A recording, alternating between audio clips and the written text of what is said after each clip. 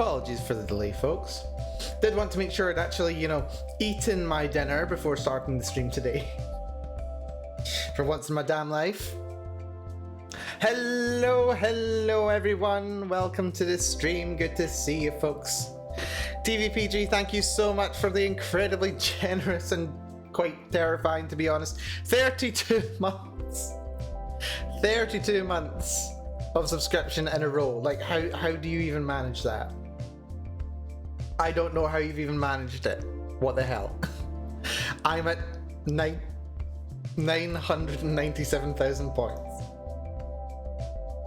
Well, no you're not, because you technically acquired some from illicit sources. I would dock them from you if I could. 2 2/3 year mandatory streaming. Yeah, I know, right? I know. I am mandated to stream for this long. I'm still chained up. No. Also, hello Sid, hello Nucleos. Hopefully you're both doing well. Hopefully so, hopefully so. Dear, what a day, what a day, what a day. Yeah, no, seriously, thank you so much. Thank you so much, DB. As appreciated, as ever, of course. But yes, no, I've been looking forward to writing today. Is it gonna be good? What's this? Sorry, slightly choking. What's a full name? Full name. It was a typo. It was a typo and I amended it. There was nothing to say. But yeah, I've been really looking forward to writing this session. I've really been looking forward to this writing session. I actually spent like a fair chunk of my, okay, not a fair chunk of my day. I spent my lunchtime and my train journey home today planning what we're going to be doing for chapter 4 of Softie. It has been very interesting. It's been very interesting. Chapter 3 was spicy. Chapter 3 was spicy. It was tense. It was dramatic, if I may say myself. It was spicy. It was, honestly, it was heart-wrenching to write in several places. But it was good, and I'm very happy with it. But yeah, now we have to follow that somehow. Somehow we have to follow everything that's in here. Somehow I have to follow this act with the next one. And yeah, my little notes on what was going to be going into the next chapter, they are not going to cut it. They are not. Wait, hold on, I need my glasses. Also, oh dear, let's not do that. Yeah, I need my glasses. We need our glasses for this one. We're writing today. It's appropriate to have glasses for this. Yeah, these notes are not prepared. This was not a simple matter. Like originally, my original image for how the last chapter was going to go, Brianna was just gonna get cold feet, get scared of her own happiness, and run away, and then Clementine had to be the one confronting her about it. That was the original plan. That was the original plan for what chapter 4 was going to be. This has evolved. Chapter 4 turned into basically chapter 2. And effectively chapter 3. I did not expect this, but this is good. Chapter 4 has evolved. Chapter 4 is something very different now. Very different now, my goodness. And I've been very much looking forward to writing it. So, oh dear, what the flip just happened there? The hell does that turn into a massive... I don't even know. Never mind. Wait, hold on.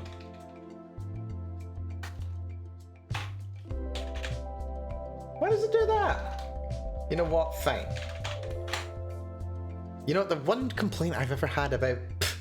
the one complaint I've ever had about Obsidian is that just for some reason having a line break above that just makes it annoying. It must be because it thinks it's a title or something. Maybe? I have no idea. Like, it thinks this is the title, but it's not. We've got a title up here. Subtitle? I don't even know. Anyway, we got to think up the plan for what we're going to be doing in chapter 4. Chapter 4, I think, unlike previous chapters, like when we look at the outlines for chapter 2, the outline for chapter 3, and what have you, all of those are like, yeah, let's think about the acts, exposition, rising action, the climax. No. Don't think we quite had the climax for the chapter 1 outline. No, that's just chapter 1. That's not even the outline for chapter 1. Get rid of that. Yeah, there we go. Like, introduction, yep, clear 3 acts, nice and easy, no problem. Said, what dot dot dot? Why 4 are you dot dot dot? Because I'm looking at, oh, it was a climax thing. We've done this several times. This was a month and a half ago now, said. This joke right here was a month and a half ago. It was like 5 weeks. Why are we only face palming about it now? That might be, but I rarely get to fault. That's fair, to be fair. But regardless, I demand to be let off with this one. That joke was 5 weeks old now. But anyway, we'll make that joke again. So yeah, for this one, this is basically big flashback chapter is what this is. I apologize, the work seems to have non-stop issues during my data. That's fair, to be fair. That's fair, to be fair. Also somewhat relatable. I had a very, very quiet day, quiet week actually, up until lunchtime today. And then suddenly I have all of the meetings and I don't have any time for writing, which is what my job actually is. So yeah, no, that's fun. I'm gonna be very busy tomorrow and next week. So we'll see how that goes, I suppose. But yeah, no, that's a thing. That would be nice, yeah. But yeah, big flashback chapter.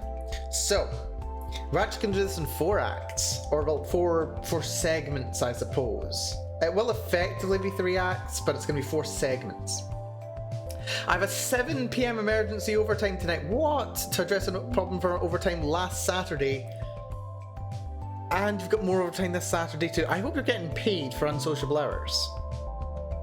I certainly do. I think Canada has like passable. I'm pretty sure that Canada has passable like overtime and employee protection laws. Yeah, we got overtime pay. I should bloody hope so.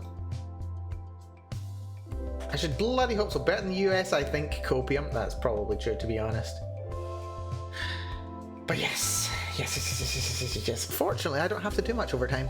That's the one benefit. If I don't have the time to do everything that I need to do on the day when I'm doing it, that's like none of my problem. That's not my problem. Our union's collective has decent rules too. That's good. And yeah, better in the US. Yeah, better in the US.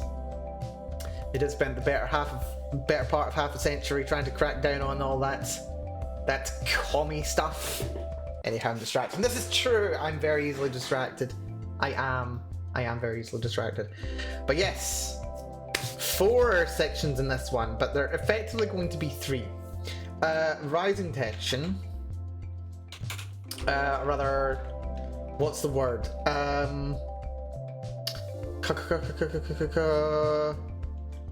Exposition.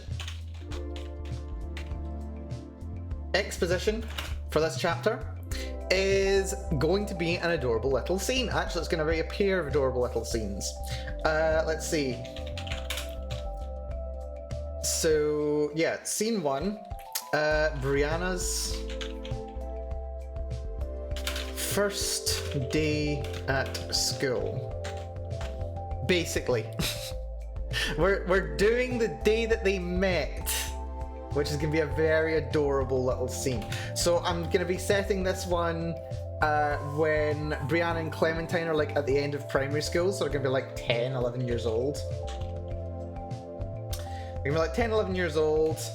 Brianna just moved to the area makes friends with Clementine, sees her with her happy family. Comparison, and here we go. Here we go, part of the dun dun dun that's been brewing away in the background, but I mean, come on, it's not going to be that surprising. Comparison with her own, yeah, her own family situation, as you probably gathered, is not really great. The poor girl. It's not god awful, it's just not great. So yeah, what was the term that I used? I need light in here. I had closed the blinds because it's too bright outside, but now it's too dark in here. So now I need to have the light on, despite it going to be bright for the next like 2.5 hours. Meh. In comparison with their own, what was the line that I had?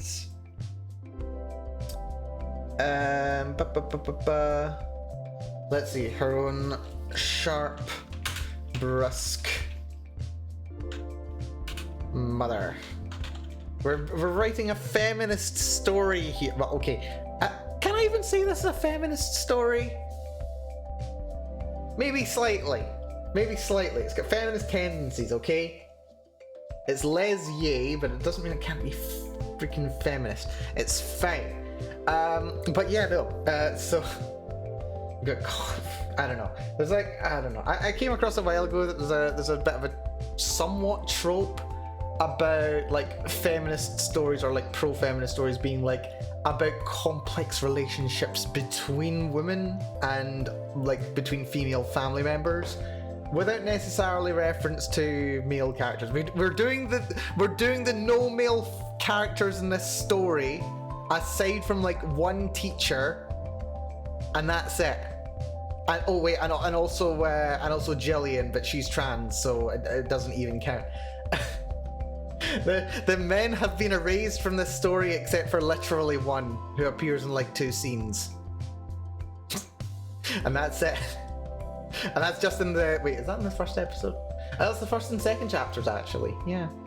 No, we're going with that Yuri trope right here. There are no men in this universe for the most part. Don't live in a true lesbian paradise. I know, right? I know, right? Can you imagine? Oh, can you imagine? Oh... be beautiful. Ah well. You know what? It's fine. I'll survive. Somehow. Her own mother's sharp and brusque.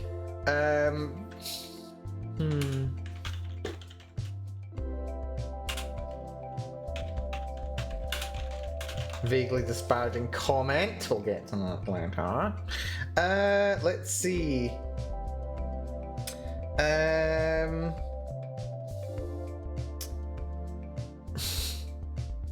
I'm gonna expand on this quite a bit more. This might end. Actually, this is probably gonna. Knowing me, this is gonna be the entire writing session. Is just gonna be this scene of them at like 10, 11 years old. I've got a couple of lines like prepared for this scene as well. Mostly how it wraps up. But I do want to actually show them like actually being nice and friendly and stuff. I want to establish the long-term nature of their friendship and relationship that has been like prior to all the drama that has followed.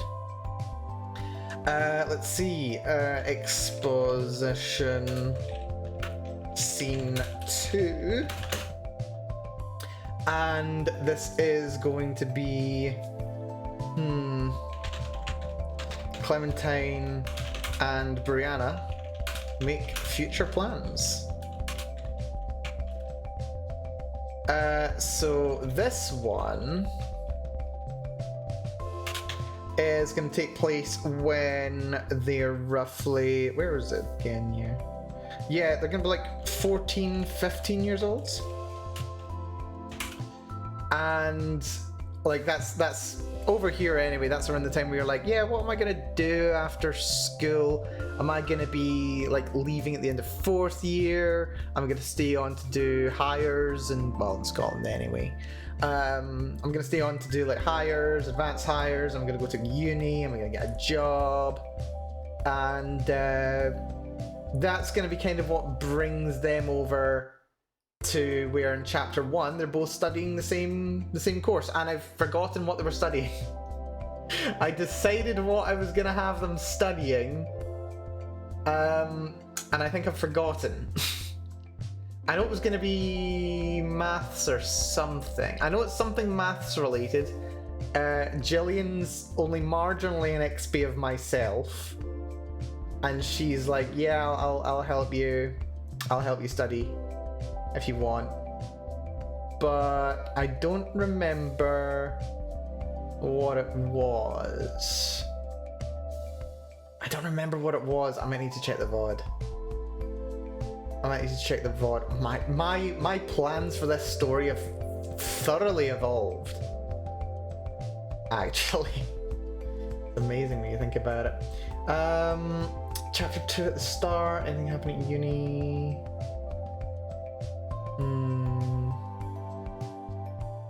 No real mention. I mean, there's maths, yeah.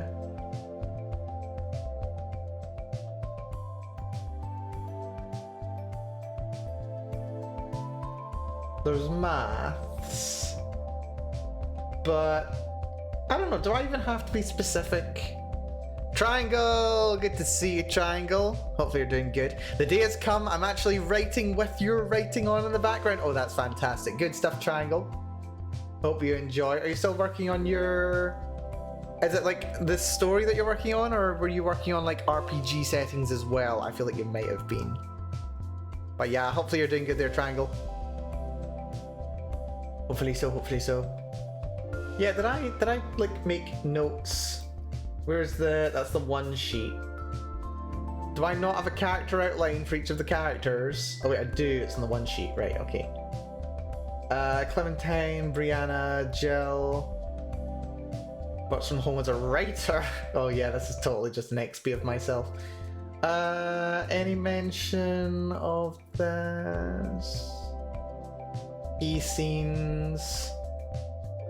I wonder. Don't remember myself doing an RPG setting, so a story, yeah, that sounds about right. Sorry, I was getting mixed up.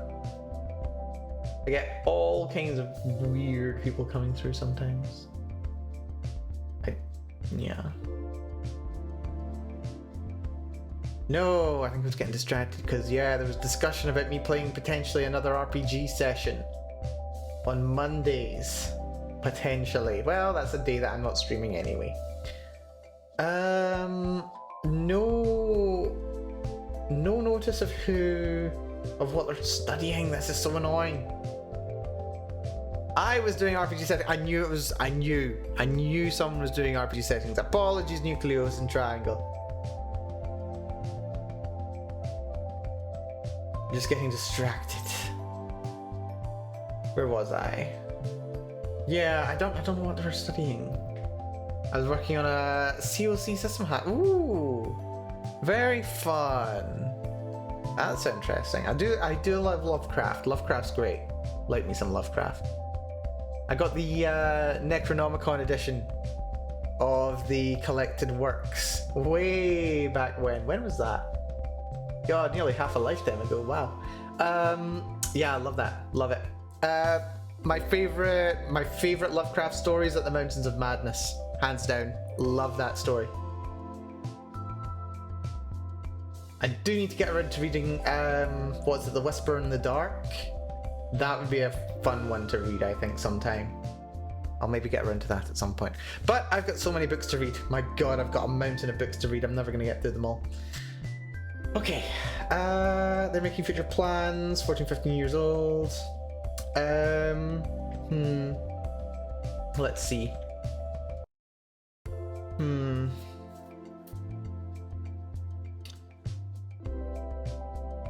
Also, yeah, no, this is going to be, big flashback chapter. Importantly, this is actually going to be from Brianna's point of view. We're doing it all from Brianna's point of view. Well, okay. I don't know if we're doing the whole one, but we might do. I like the description of the landmass in Dagon. Oh, it's been a while since I read Dagon. You know what else has a red Dagon? Wait, you mean the, is that not the short poem at the front of the volume? I think I know that one. No, that's Night Ghasts. But there is a Dagon poem, isn't there? It's a short story, a couple pages. Sorry, been too long since I've read much of my Lovecraft. The descriptions and scenery in the Mountains of Madness is really cool. Yeah, it really is. Really is. It's... Oh, God. Who was it? Like, someone wants to make an At the Mountains of Madness movie. I think it might be Guillermo del Toro. I think he might want to make At the Mountains of Madness, but he's like, he can't get it done. God, just imagine a movie version of At the Mountains of Madness. Oh my God, that would be incredible. I'm getting chills just thinking about it, which is very appropriate. It is set in Antarctica. Oh man, it's such a good book. Hands down my favorite. Okay. And the visuals, just imagine the visuals. Oh, it'd be so cool. It'd be so cool. Clementine reanimate future plans, 14, 15 years old.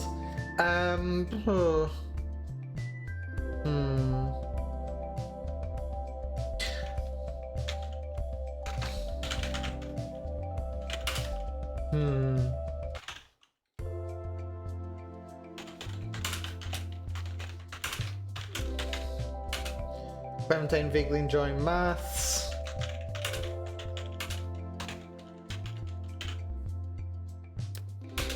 What would they be doing? I think it was like statistics or something. I think it was like considering them doing statistics.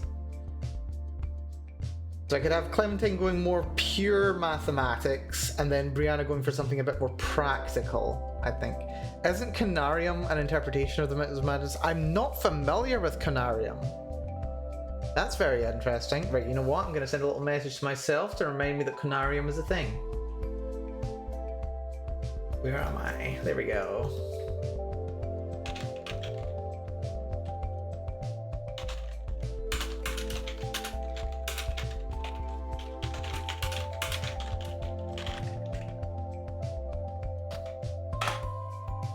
I will come back to that. Lies! Damn lies and statistics!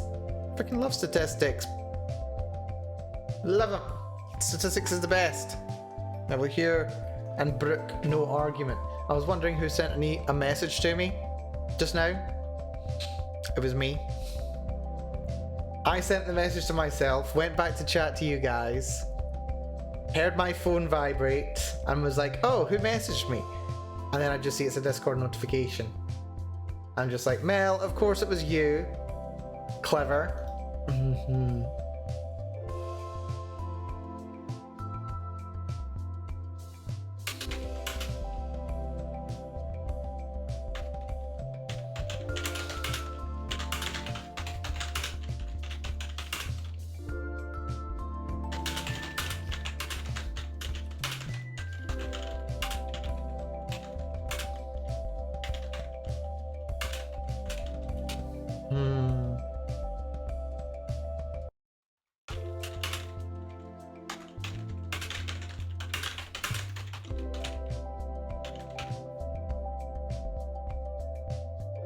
The call came from within the house. It literally did.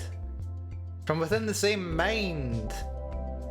I have a classic problem of having the second half of the story all planned, but not the first. I have that problem very often. I have ran into that problem several times during the writing of this very story. If I had to say how I went about resolving that problem,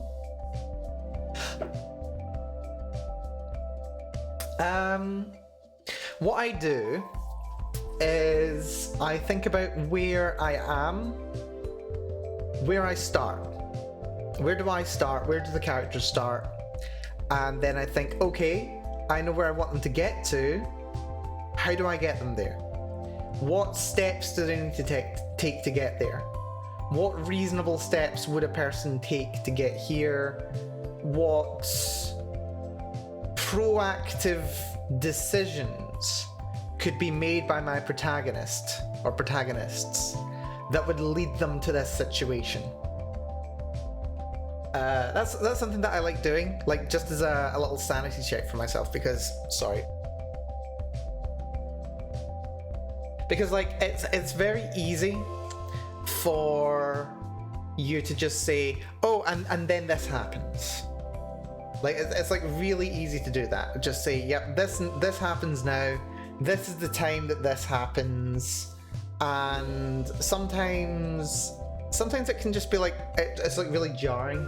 It's like very obvious that it's happening now because the writer decided it had to happen now, but it comes across as really contrived. So the best workaround that I've found tends to be just saying, okay, my character's being proactive. My character sees a situation or something happens and they make the decision based on, I don't know, some internal justification. If they can justify it themselves, then they're the ones who make it happen, rather than the story just happening around them. It makes them much more interesting, it makes the situation more believable, and then it fits much more naturally into your protagonist's narrative. That's how I would do it anyway. Also, damn. This is based entirely off of my own limited experience. This is actually, for once, I'm not actually just parroting someone else's writing advice. This is actually my writing advice. Oh dear. Let's see.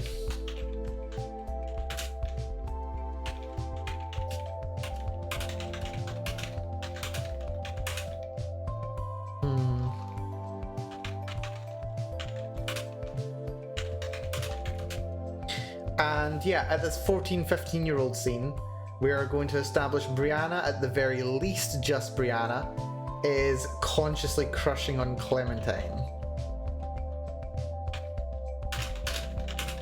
At this point. That is going to be it. Yep, this is the problem when it comes to to showing up to these writing streams. They're full of spoilers. But you know what? It's fine. That's what we're here for. I mean, it's kind of obvious at this point. It's long since obvious what this is supposed to be. I have an Akin theory of it all, and it goes quite close to what you say. But I still run in circles trying to figure out what I should spend the first act on. Okay. When it comes to the first act, or like the first, like the opening scenes or the opening events or whatever, they're probably the first thing that you start writing, and they'll probably be the last thing that you finish writing. You want your intro to, like, you know, obviously grab people's attention. You want it to be representative of what they can look forward to for the rest of the story. So it has to be kind of like a combination of everything kind of thing. And like also it has to say, this is the promise. This is what's going to be in the rest of the work. This is why you want to read this to an extent. Or like this is what's going to be addressed in the story. Like a regular refrain actually for me right now.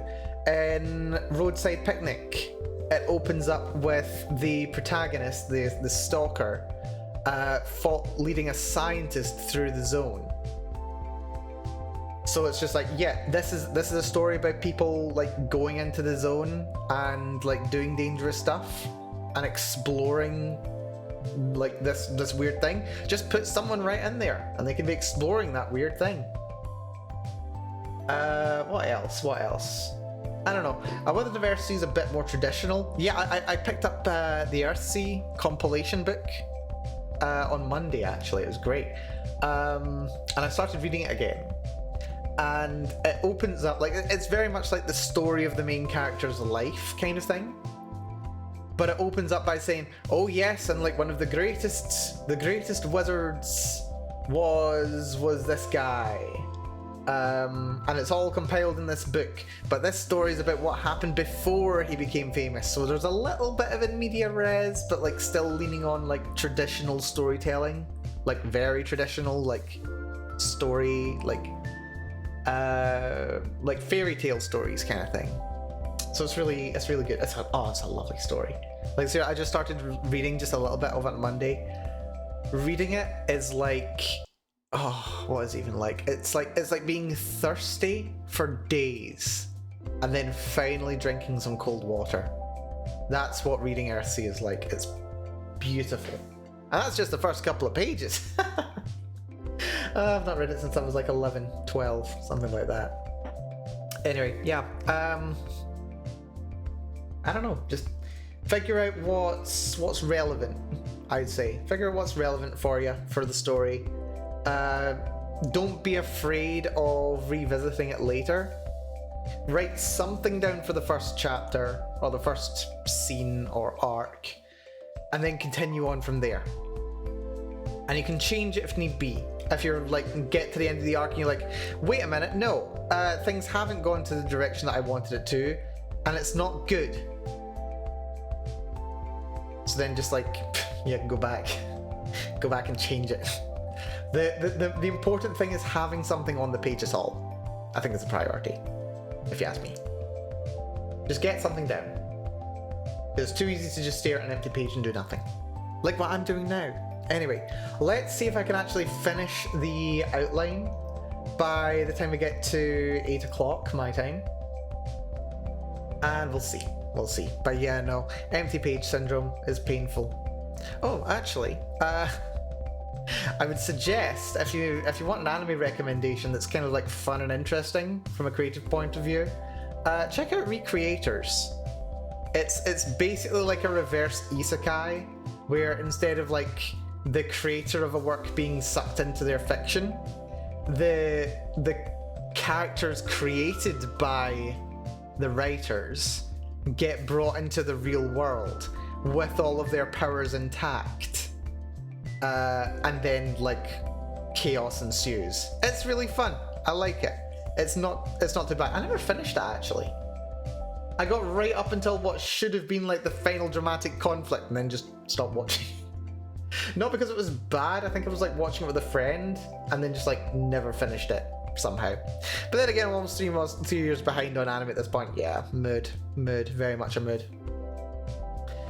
Right, so that's going to be the end of the exposition. Exposition's going to be here.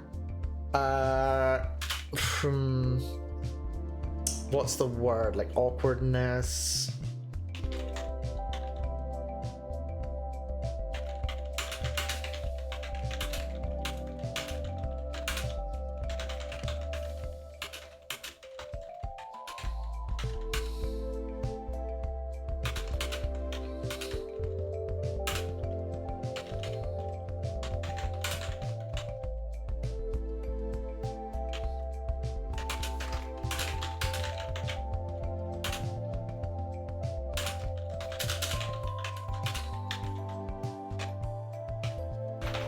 And then, that's exposition out of the way, we get to rising tension.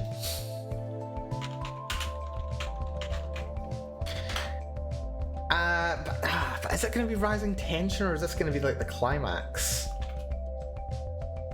Maybe this is rising tension? I don't know.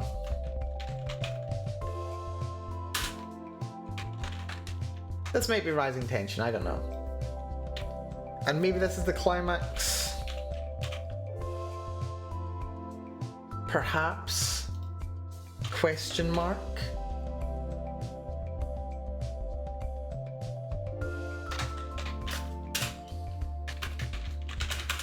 Scene 3. That's Scene 3.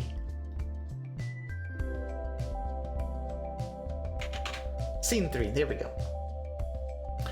So yeah. This is going to be the moment that happens right at the start.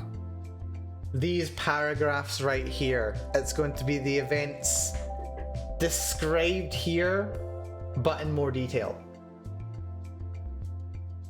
We're actually going full circle here.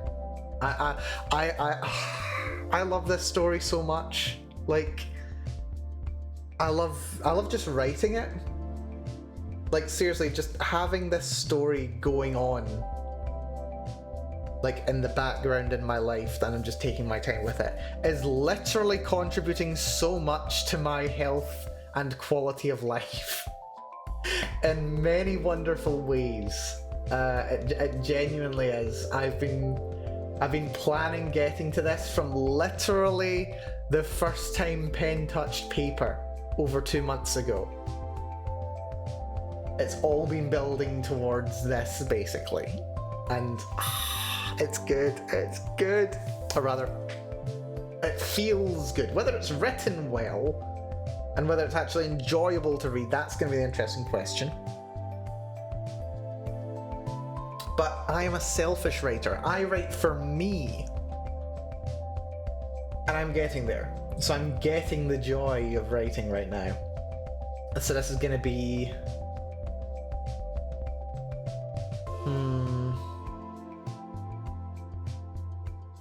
This is going to be it. The incident. We shall refer to it as. Also I missed an N in Brianna's name, but that's fine. So yeah, in case it's not entirely obvious at this point, Brianna is conscious that she's gay, and she's been crushing on Clementine for years at this point. And it's at this moment that, like, that becomes unavoidable, or rather, it makes things become complicated in her life. We're writing more complex stuff. This is gonna be great. I don't know, this might end up being a short chapter. I don't know. This time I'm going ham on the mirror structure theory. Ooh. So the third plot is almost literally the first plot point, but worse tenfold. Oh, that's fun. That's quite fun. Best of luck with it.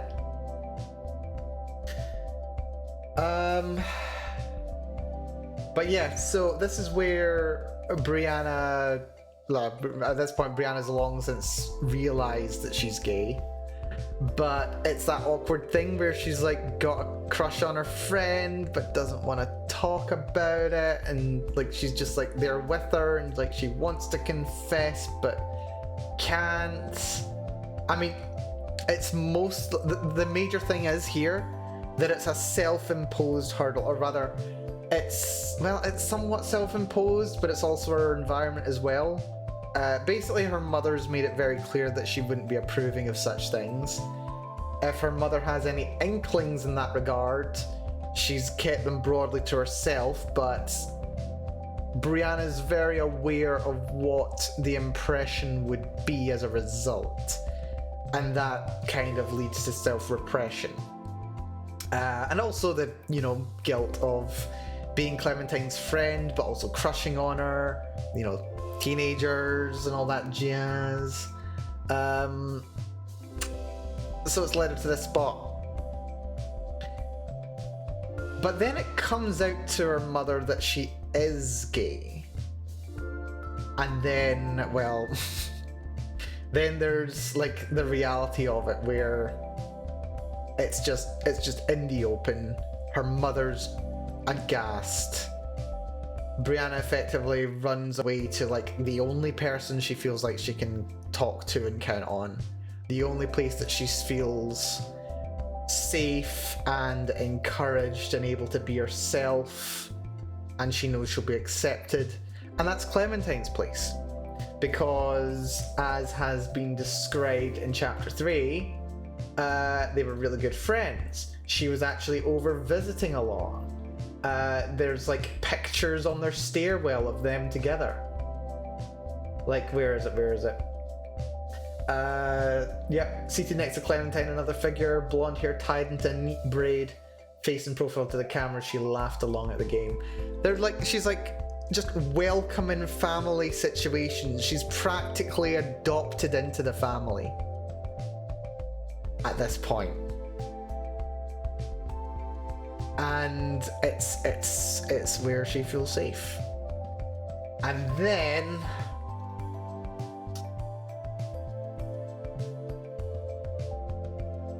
at the moment where she's feeling desperate, she's basically lost everything, or she feels like her world's falling down because her mum knows her awful secret. She feels ashamed about it, but she knows she's safe here.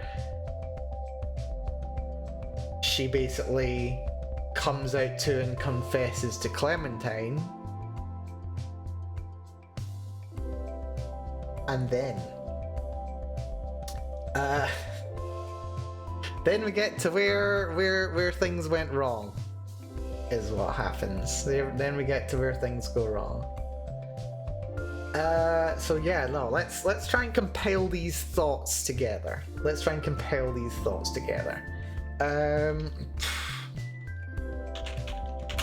And it's probably for a very embarrassing reason that Brianna's mother realizes that her child is gay.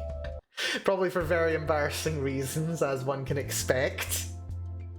But yeah, no, it's oh, Brianna. I love Brianna. Oh, you're so precious.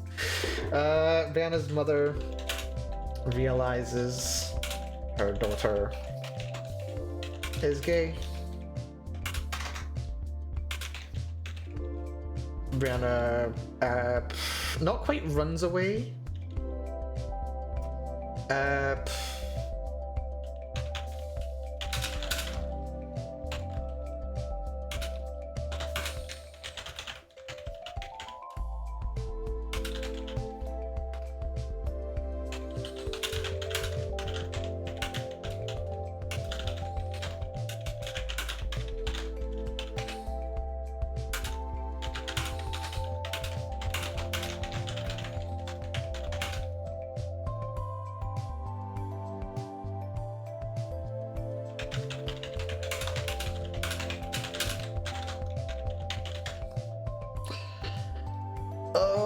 Do I even want to write this in the outline? I don't know if I want to write it in the outline.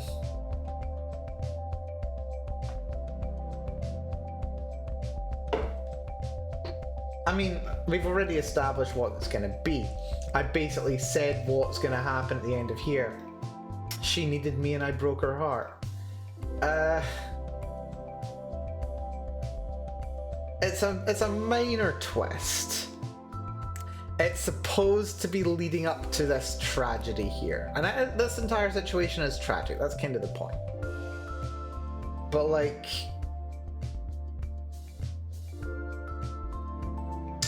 I broke her heart.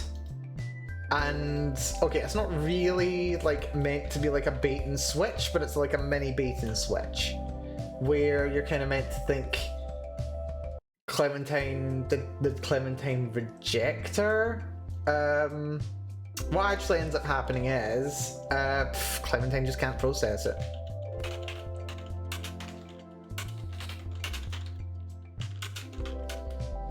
It's not that she's against it. It's not that she it's not like she's repulsed by it. Like her parents are lesbians, her father's trans. She's like familiar with the concept of being gay.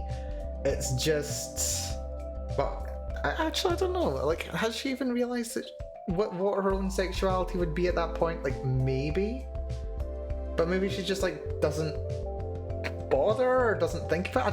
I don't think Clementine's definitely not ace.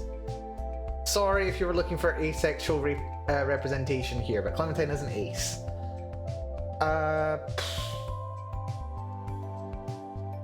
I think honestly she's in the same place that Brianna is. Basically at the end of chapter 1. Where she's just like, wait, what has just happened? I can't process this. I need to just... not this right now.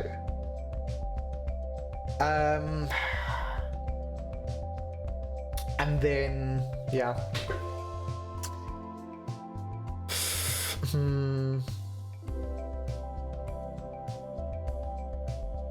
Yeah, Clementine just can't process it.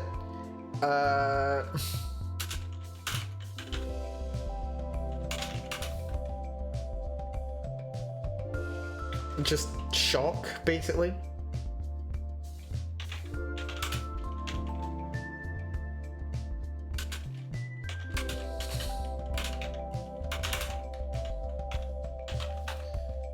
quietly panics.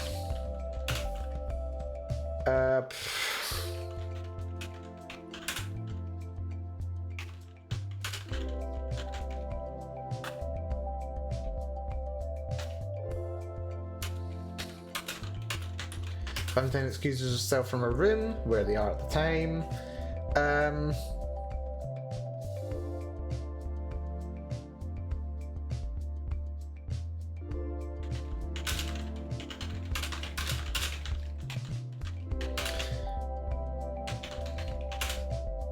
Brianna.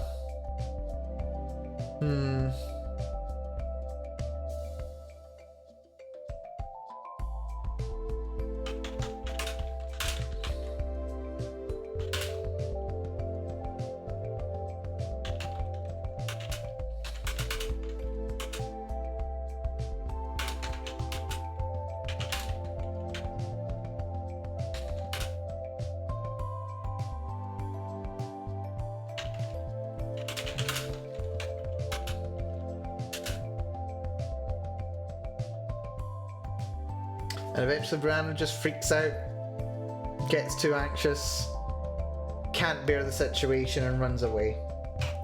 Which starts Brianna's whole running away from the problem thing. That's kind of where the maladaptive strategy of I don't know how to handle this, I run away strategy comes from. It's not where the spite necessarily comes from. The aggression. Oh, that's a point that I still need to cover too. That's something that I need to cover too. Why does she go to being aggressive? Like taking it out on her.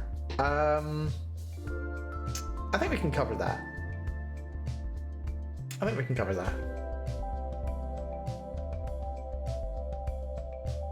But do we do it as chapter or we do it as the opening for chapter 5? I kind of want to do it this chapter because I feel like I want chapter 5 to be its own standalone thing set in the present rather than the flashback.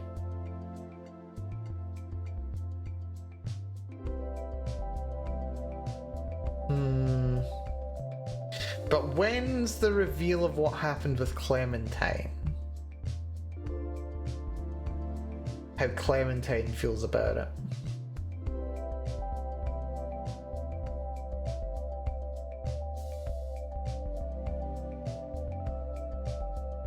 I think I see where things are going to be going though.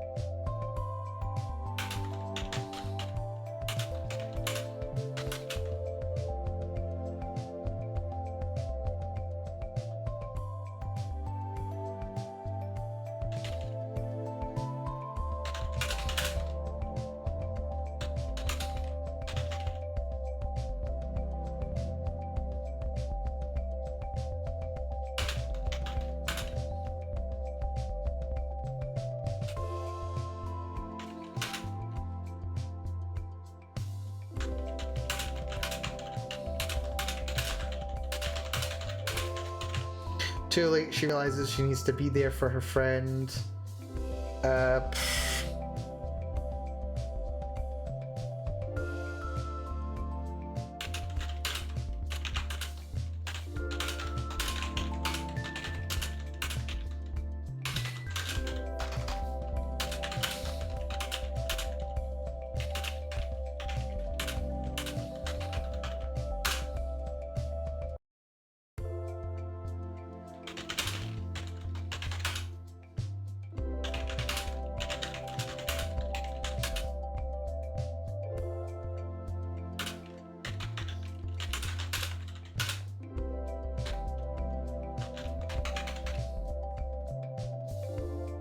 And this letting Brianna down is what leads to her self-loathing, closing off, and just accepting what happens to her. For a time.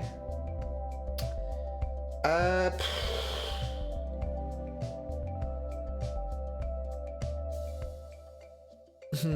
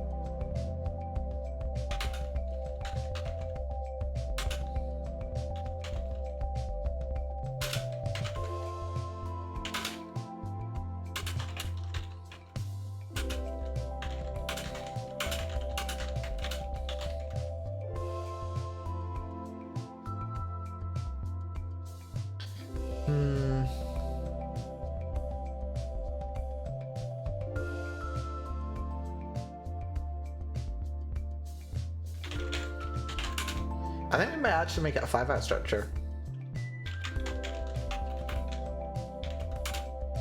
5-act structure for a short chapter. This is not going to be a short chapter. This is going to be a long one.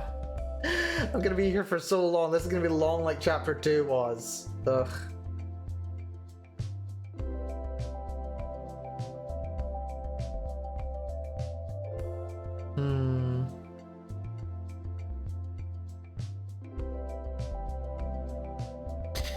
Act 4.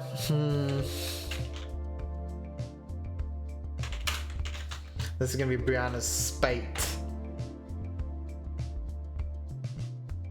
So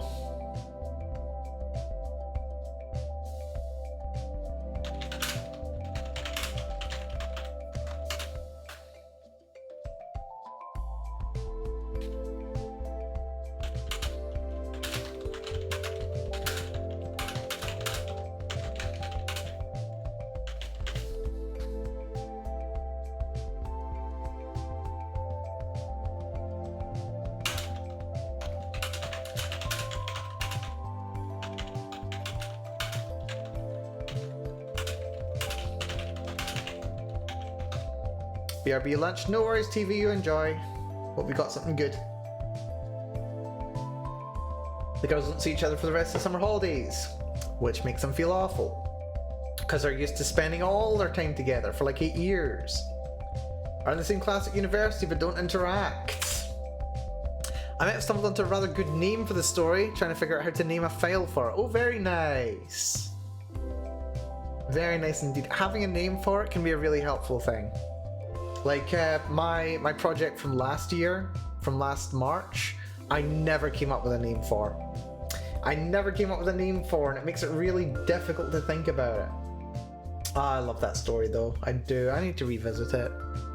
We'll need some work, but I do want to revisit it one day. But don't interact. Puh.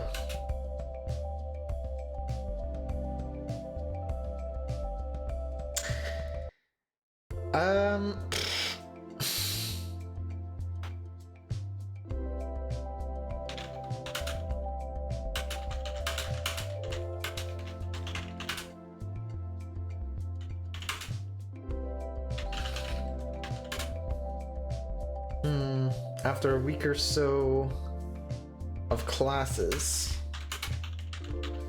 Brianna sees Clementine.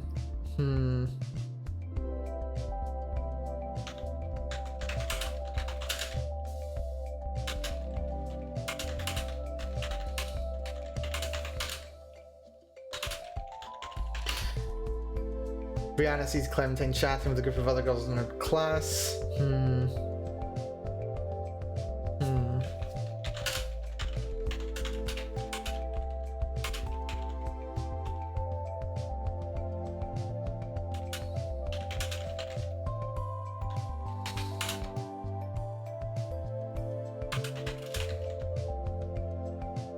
Feelings of hurt, betrayal, and self-loathing rise up in her, leading to the first instance of her unhooking her bra from the back.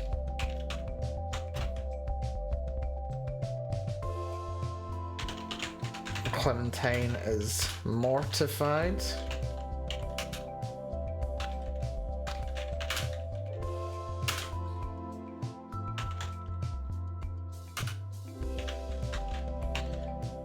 Brianna feels sickly satisfied.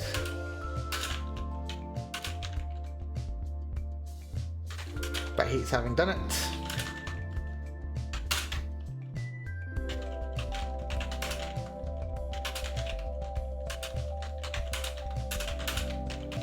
Clementine stops hanging around with the others.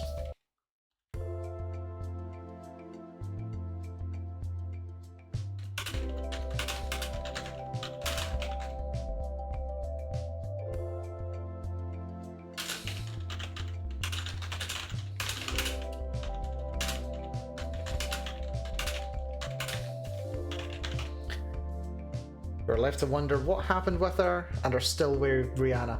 This is me just like sowing a couple of little seeds for the future in case I ever want to come back to the story, or if I want to expand on it and like make it so that Clementine's not so much of a like loner.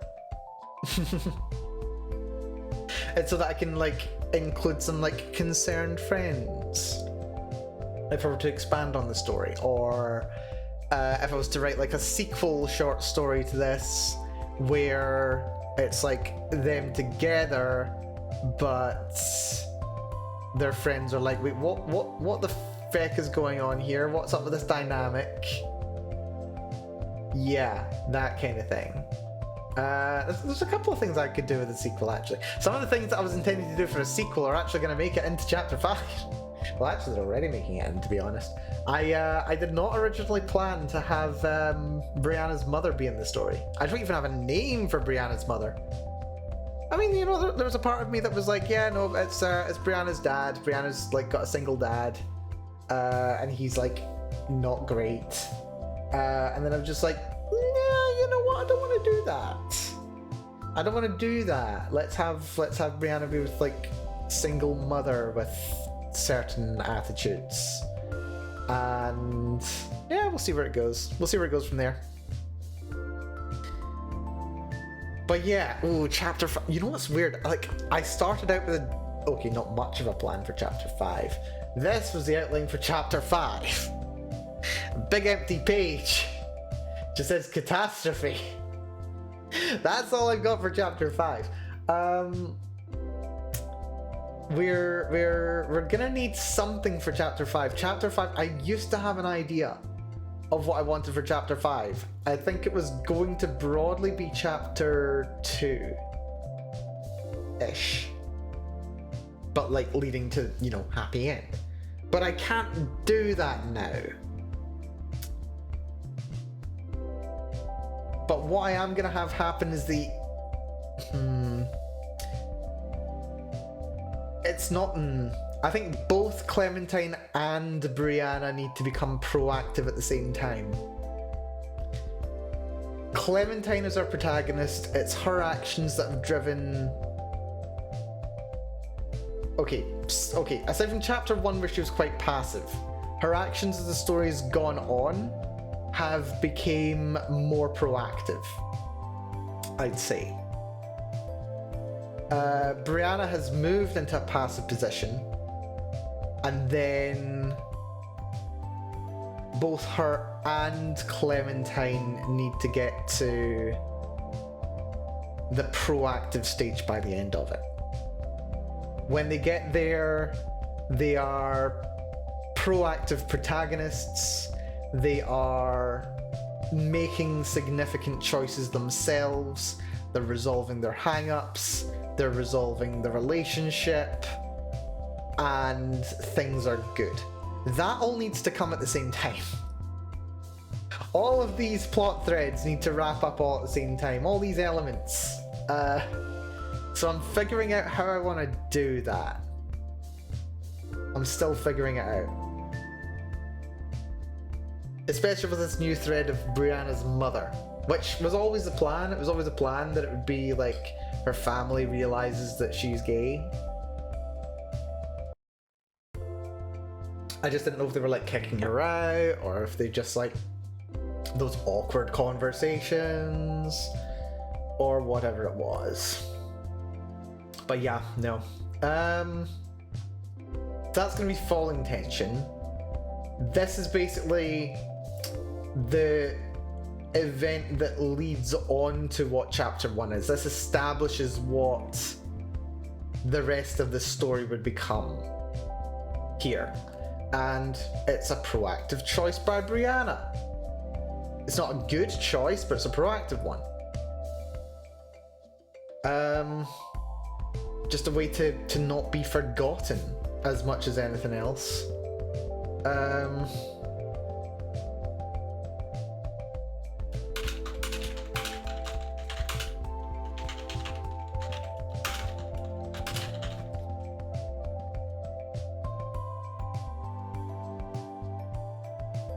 I mean, well, Clementine's just trapped remembering, so this is where the dysfunctional aspect of the relationship evolves. And then comes the question of the catastrophe.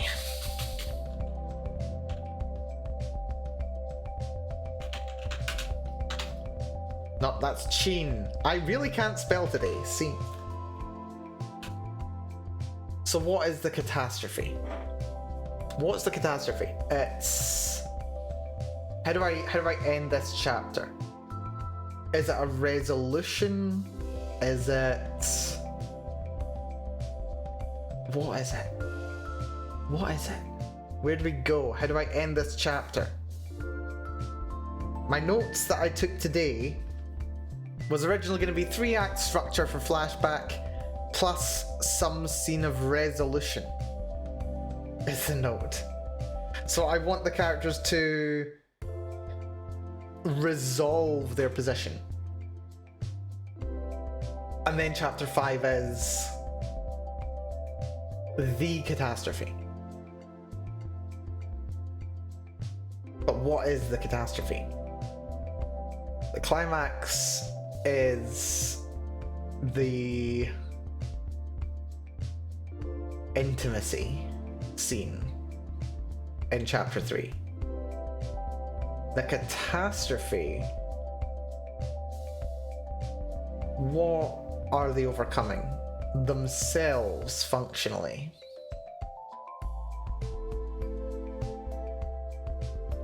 What spurs it?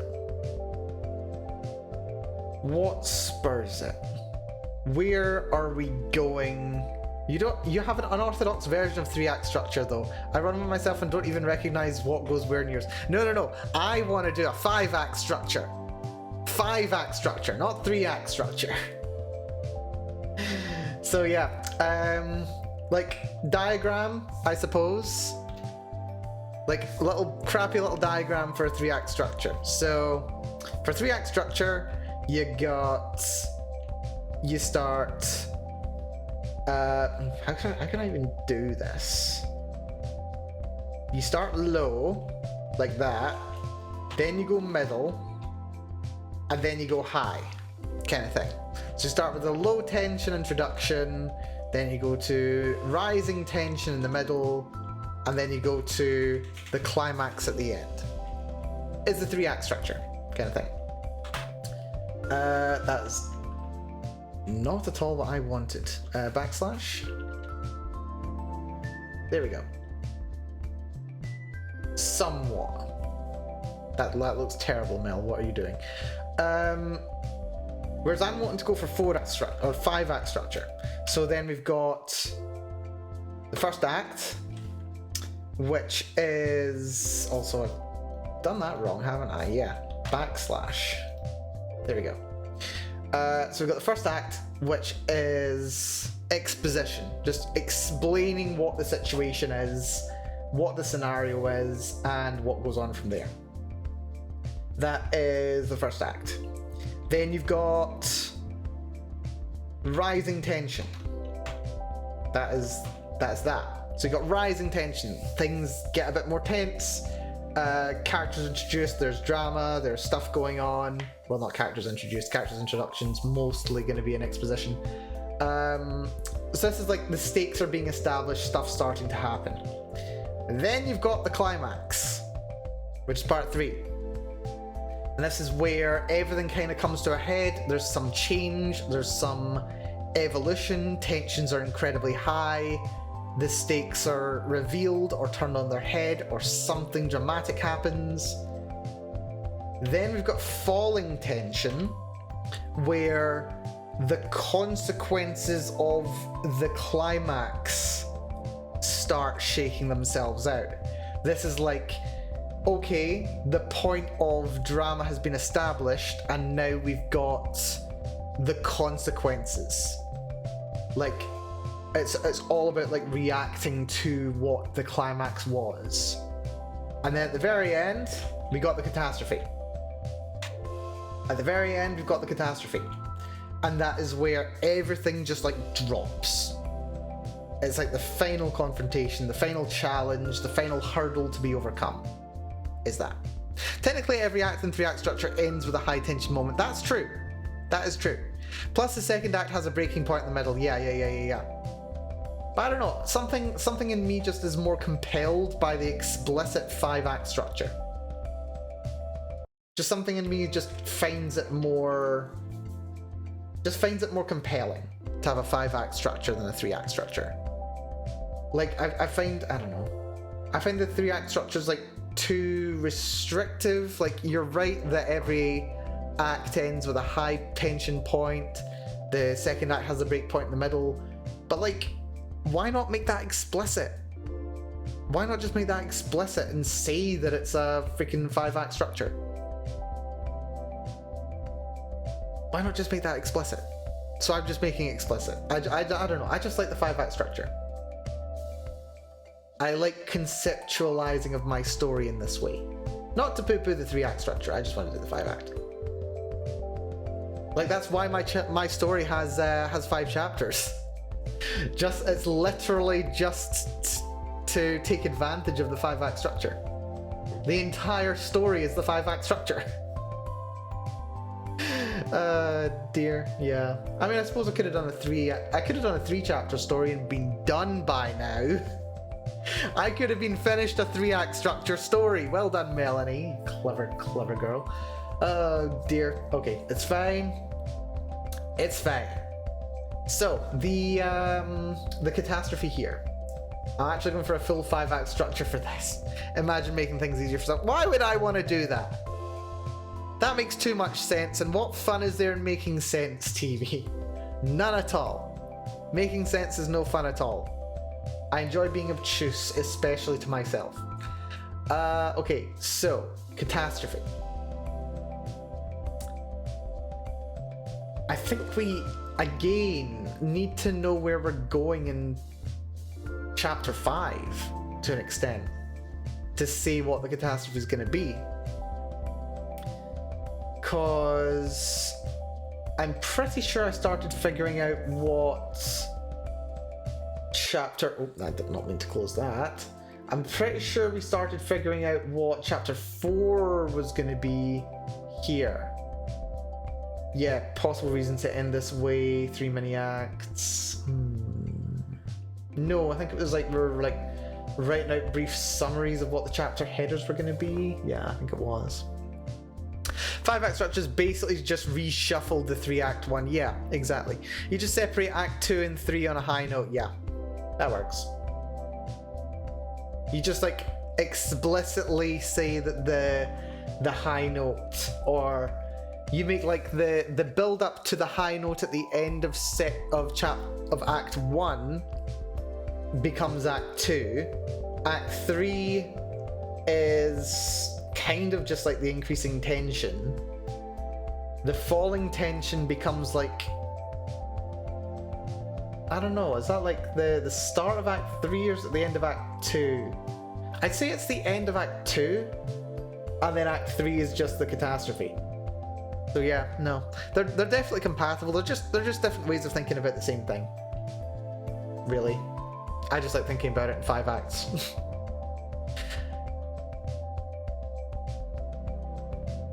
Right. big Clementine reveal at the end. That was it. Chapter 5 outline. No, we're doing chapter 4 outline here. So what's chapter 5?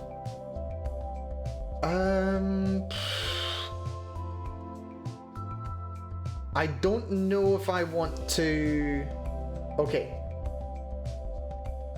Possibilities for chapter 5. And why I might not want to write them. Resolving Brianna's maternal tension. The tension between Brianna and her mum. But I don't really want to do that right now. That feels like very good sequel fodder. If you ask me. I kind of...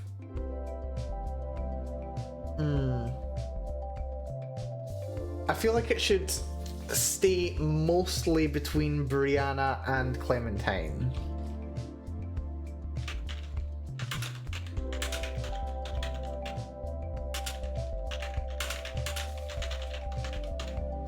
I do want to resolve things between Brianna and Clementine. That's the essential. That is what has to happen by the end of chapter 5.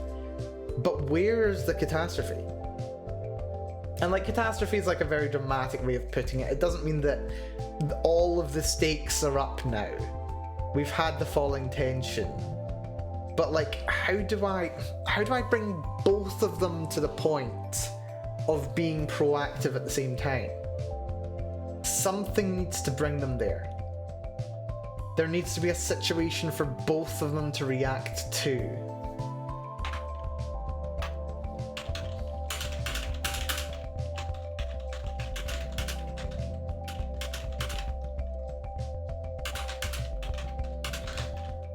It doesn't necessarily need to be the same event, but they do need to be correlated.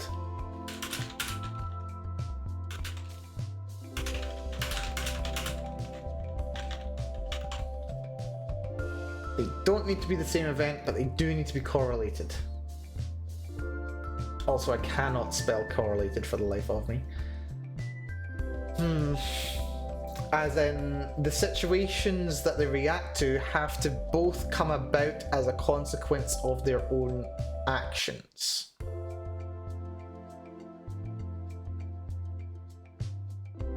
The tension that Brianna feels with her mother doesn't need to be resolved per se, but it can be highlighted. Like, Brianna calling out the tension can allow her to move past that hurdle herself. So,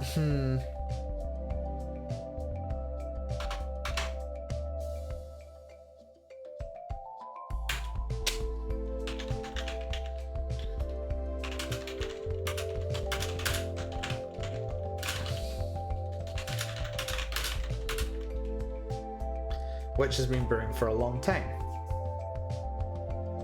Clementine.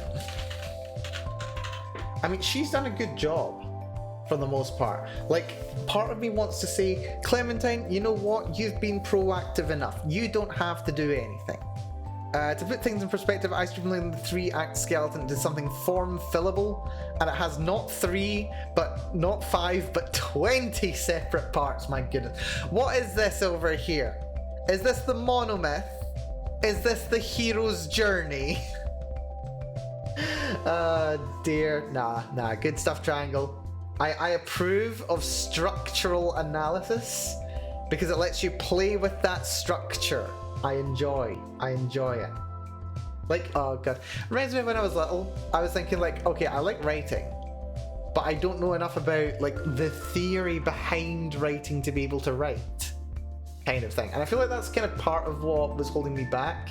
Not necessarily that I didn't know how to write, because I can write.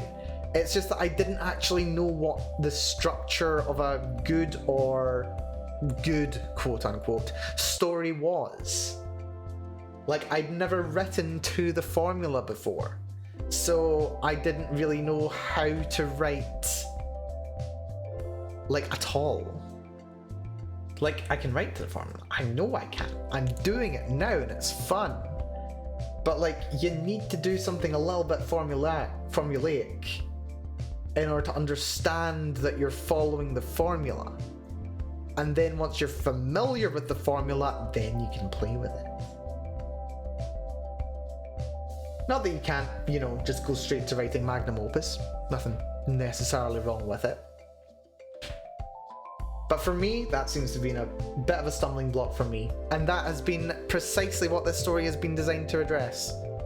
I'm writing to a formula, still doing a little bit of playing with the theory behind it. But yeah, I'm addressing that at long last. I honestly hate the hero's journey template. You do a play on 3 Act 1, so our thought processes are compatible, but the hero's journey is even more formulaic and dumbed down at the same time. Okay, overly, like, the hero's journey works because it works, basically. Like, but like, if you lean too heavily on the hero's journey, then it's way too obvious. Like, you can't just do the hero's journey. You can do the hero's journey with twists. You can do it with, like, new perspectives, interpretations. Like, it's endlessly applicable. There's nothing wrong with using the hero's journey as a story structure. But there might be some parts of it that you want to drop out. There might be parts of it that you want to include. There might be aspects you want to turn on their head. But, like, if you write a competent hero's journey story, people, like, it's gonna work broadly from a narrative sense. Whether your prose is actually interesting itself, therein lies another challenge. There's a difference between, you know, writing a proven, like, okay, so you could just do, like, entry level, this is a story that perfectly fits the hero's journey. And it might not be very interesting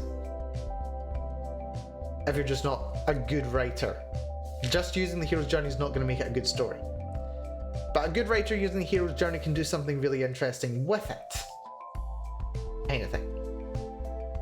You can do 3 acts straight several times in a row and without knowing exactly what to look for. The stories will have nothing in common. I mean, you can still do that to an extent with the hero's journey. You can to an extent. Like, there's, okay, the power of okay, we're getting into, like, young adult fiction that I read when I was a teenager. So a couple of series that stand out to me: the Power of 5 series, which I think was Anthony Horowitz, I might be mistaken. It was very dumb now that I think about it, but it was also really freaking dark for a kids series. It was great. It does have elements of the hero's journey. I never read volume 4, actually. I read the first 3 volumes and really bloody enjoyed them. It does do some hero's journey stuff, but it's like little tippy toes, little steps in that direction.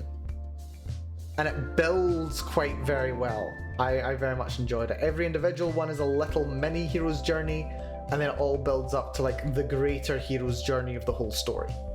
Another one that comes to mind is Darren Shan's The Vampire's Assistant, I think it's called. Is another interesting series. That was an interesting series. Was it Vampire's Assistant? Cirque du Freak. Was that Cirque du Freak? I think that was Cirque du Freak, wasn't it? That was an interesting series. Cirque du Freak, Vampire Assistant. Am I mixing those two up? I think I'm mixing those two up. There's vampires and stuff. I don't remember. They have a bit of hero's journey as well, to an extent. Darren Shan's Demonata series, which is like a bunch of teenagers end up fighting like a bunch of demons and there's a big demon invasion. And most of them get turned into demons or gain demon powers over the course of the series. It's actually really good. The twist in the second one, holy crap. It's like, oh god. Okay, no, I just remembered this whole thing. Like, okay, spoilers for the Demonata series, which no one's either read or is going to read. Like, the protagonist of the book is like the second like kid who's introduced, takes a demon from the employ of one of the big bad demons of the series and morphs it into being his little brother. And his parents are so terrified by what's going on, they're like, yeah, no, this is your little brother. This is completely fine. But they're freaking terrified of the kid. And it's a literal demon. And the whole book, he's like, yeah, no, this is my brother. This is normal. My parents are just freaking weird. But no, here's the weird one. He's the weird one. And his brother is literally a demon. It was quite the thing, like the mind-bending twists, the way of introducing to the child audience here. We're talking like, I don't know, young to mid-teens. Yeah, here we go, unreliable narrator. Boom, it's actually genius. It was so good. It was great. Unreliable narrator at its finest. Oh yeah, no. Not to spoil too much, but the second book in what's the name of the series actually? There's like Gideon the Ninth. I've mentioned it several times actually. I adore the series. The Locked Tomb series by Tamsin Muir. I adore the series. It's great. Of course I do.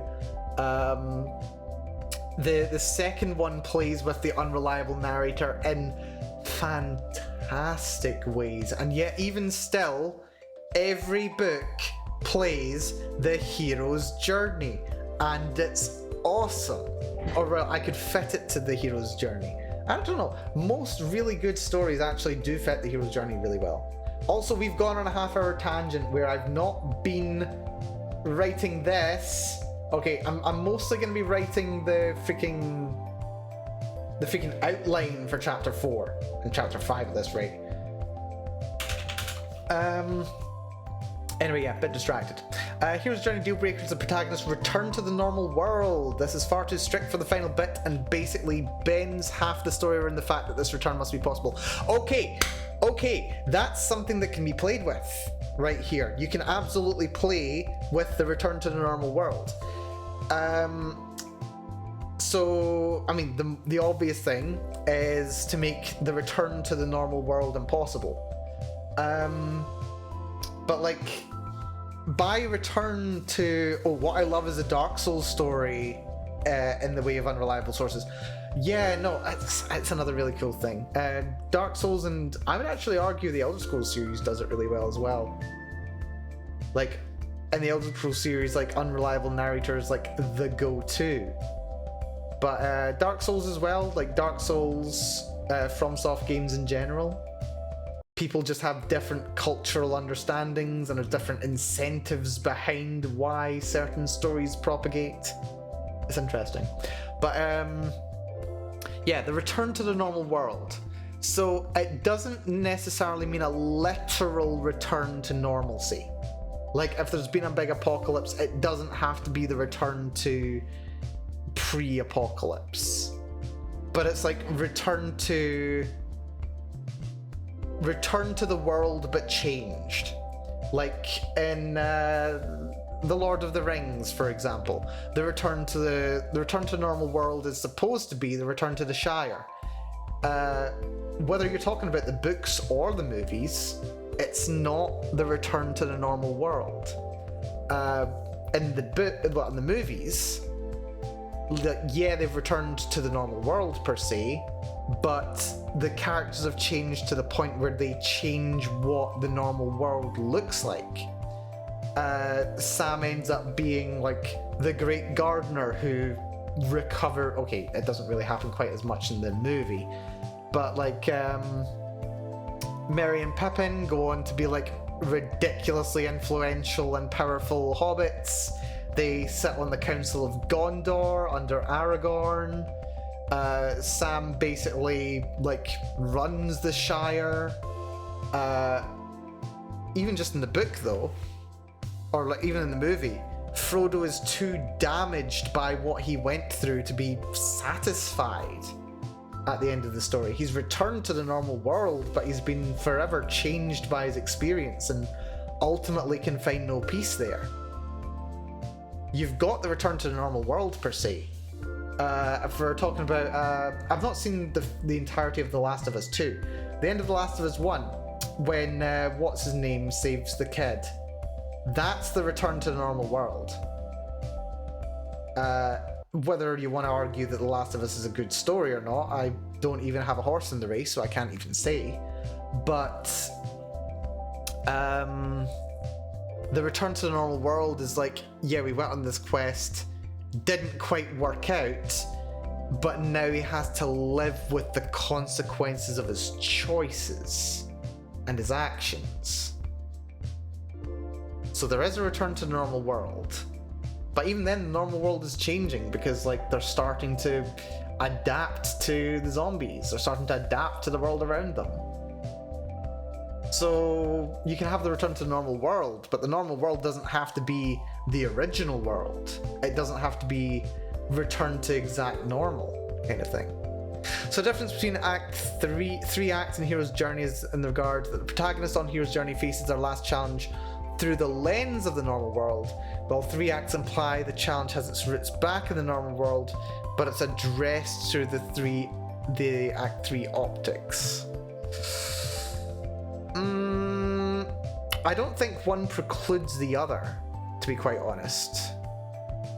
I don't think either one. I don't think they're mutually exclusive. I think they're just different pieces of literary technology. You can just use them as you prefer. Or like even like blatantly parodying the hero's journey.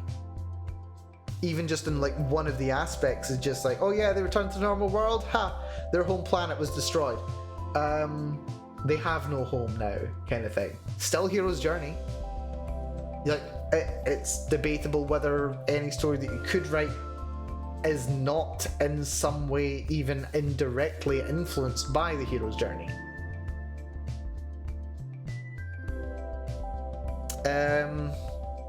And even when it comes to like the interpretation aspect, what I also find interesting in a lot of hero stories is that they're oftentimes forced to fight unredeemable evil. I don't know. I mean, having a clear divide between what's good and evil it's simple, it's like accessible, it's easy to understand, it's easy to figure out who the good guy is and who you're rooting for. They aren't mutually exclusive, but the hero's journey is basically a specific case of the thing, and 3 acts are more of a generalized rule.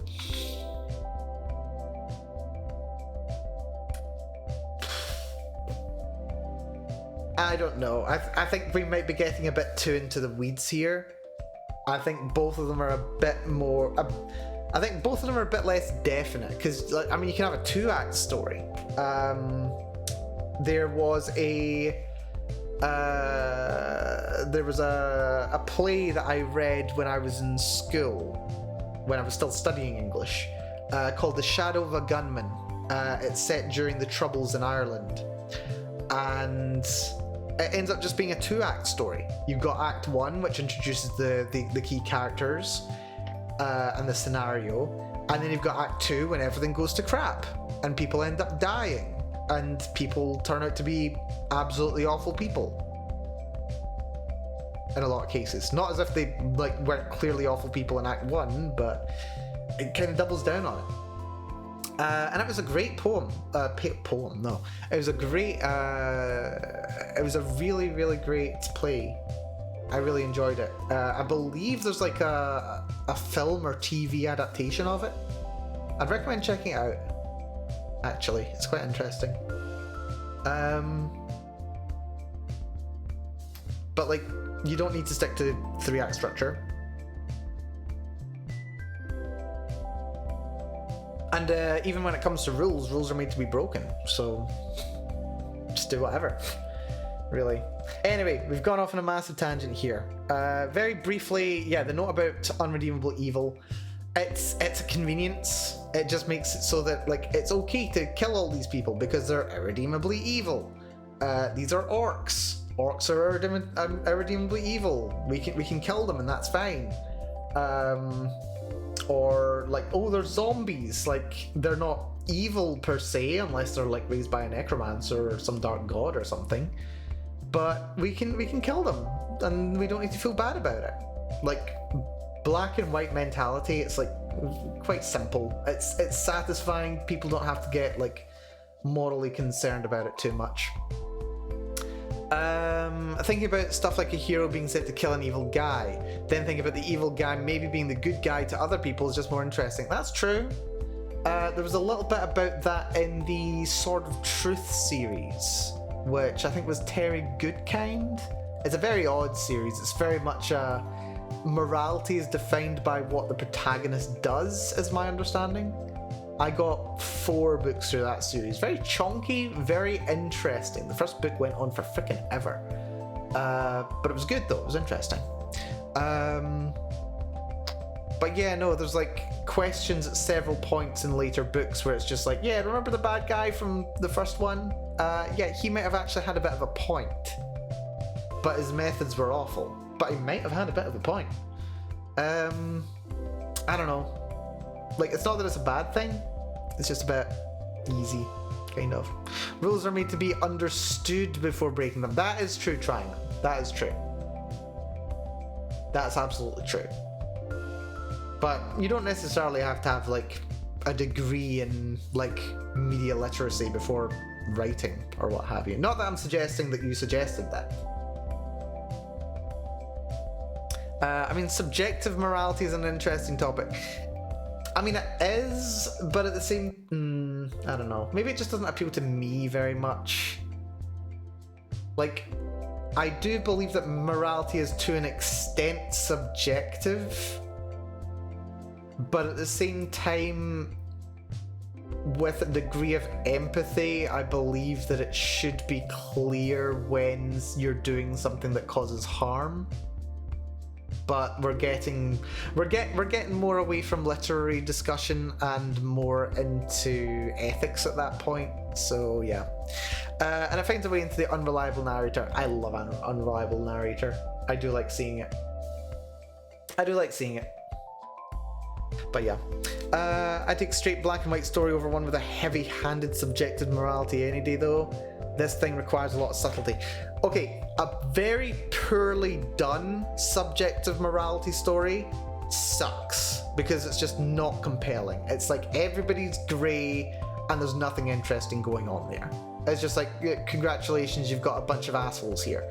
A Song of Ice and Fire, I would argue, does a really good job when it comes to subjective morality. In the first book, you are told you hate Jaime Lannister. Jaime Lannister is scum of the earth. We hate him, and he's not a good person. And anything bad that happens to him is completely justified. And then halfway through book 2, you're like, okay, no, there is a lot more going on under here. Jaime's arguably one of my favorite characters in A Song of Ice and Fire. There's hours and hours of discussion about subjective morality and philosophy. Oh yes, there is.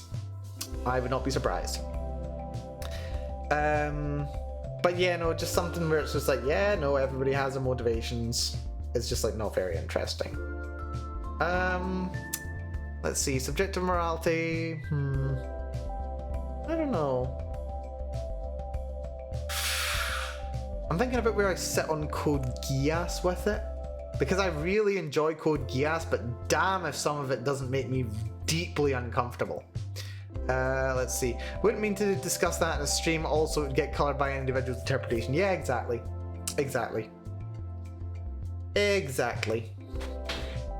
But yeah, understandable. Anyway, it's good to have the discussion in good faith. It is good to have the discussion in good faith. That is the important thing. I would argue. A good faith argument. Not a just asking questions kind of argument, but a good faith argument. I would take that. Right, anyway, Code Geass is heavy-handed, not unbearably so, but noticeably. Yeah. I mean, it does a really good job until it gets to the stage where... What was I going to say it's like?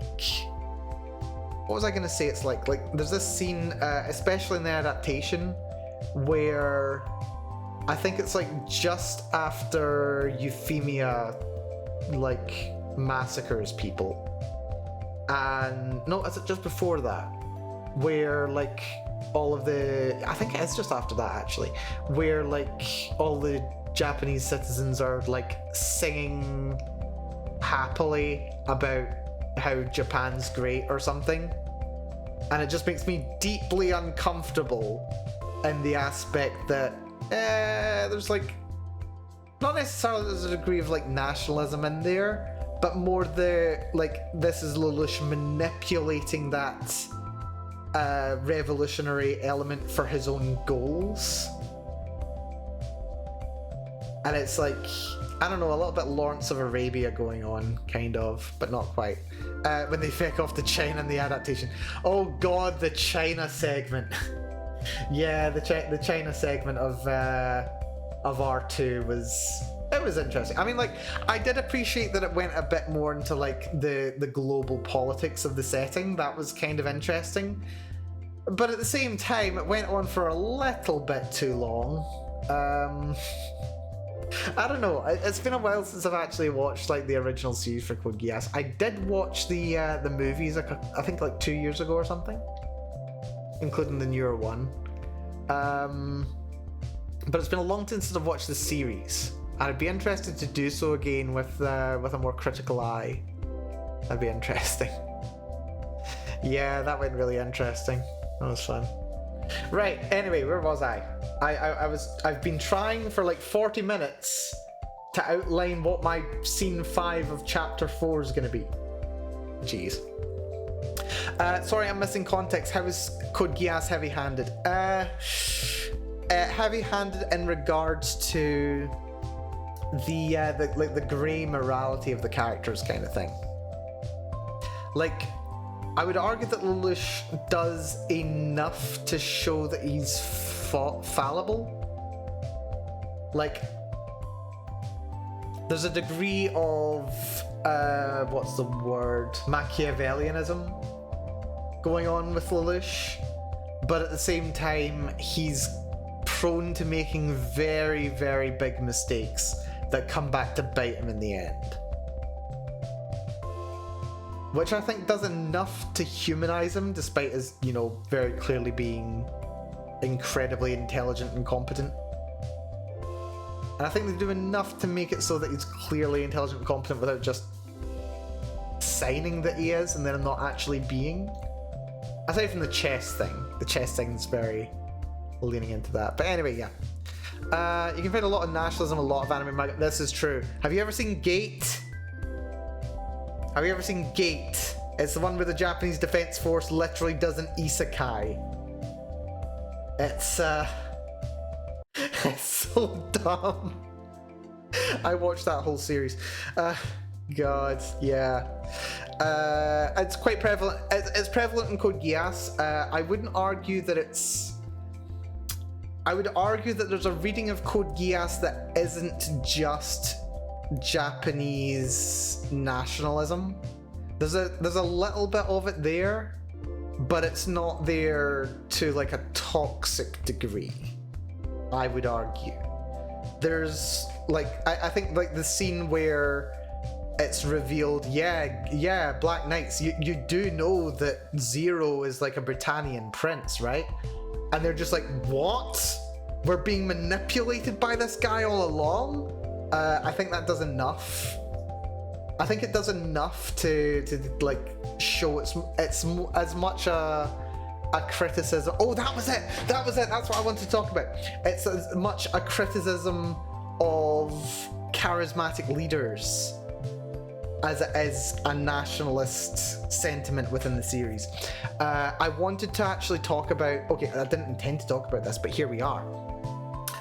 So, I actually believe that Code Geass is quite significantly influenced by the Dune series, because the way that Lelouch sacrifices himself at the end of the series as, you know, the one that everyone hates and then they all revolve around, that's the same philosophy that is used by Emperor Leto II at the end of God Emperor of Dune. So it's the same mentality, and it's a flawed mentality, and in both series it works out, kind of.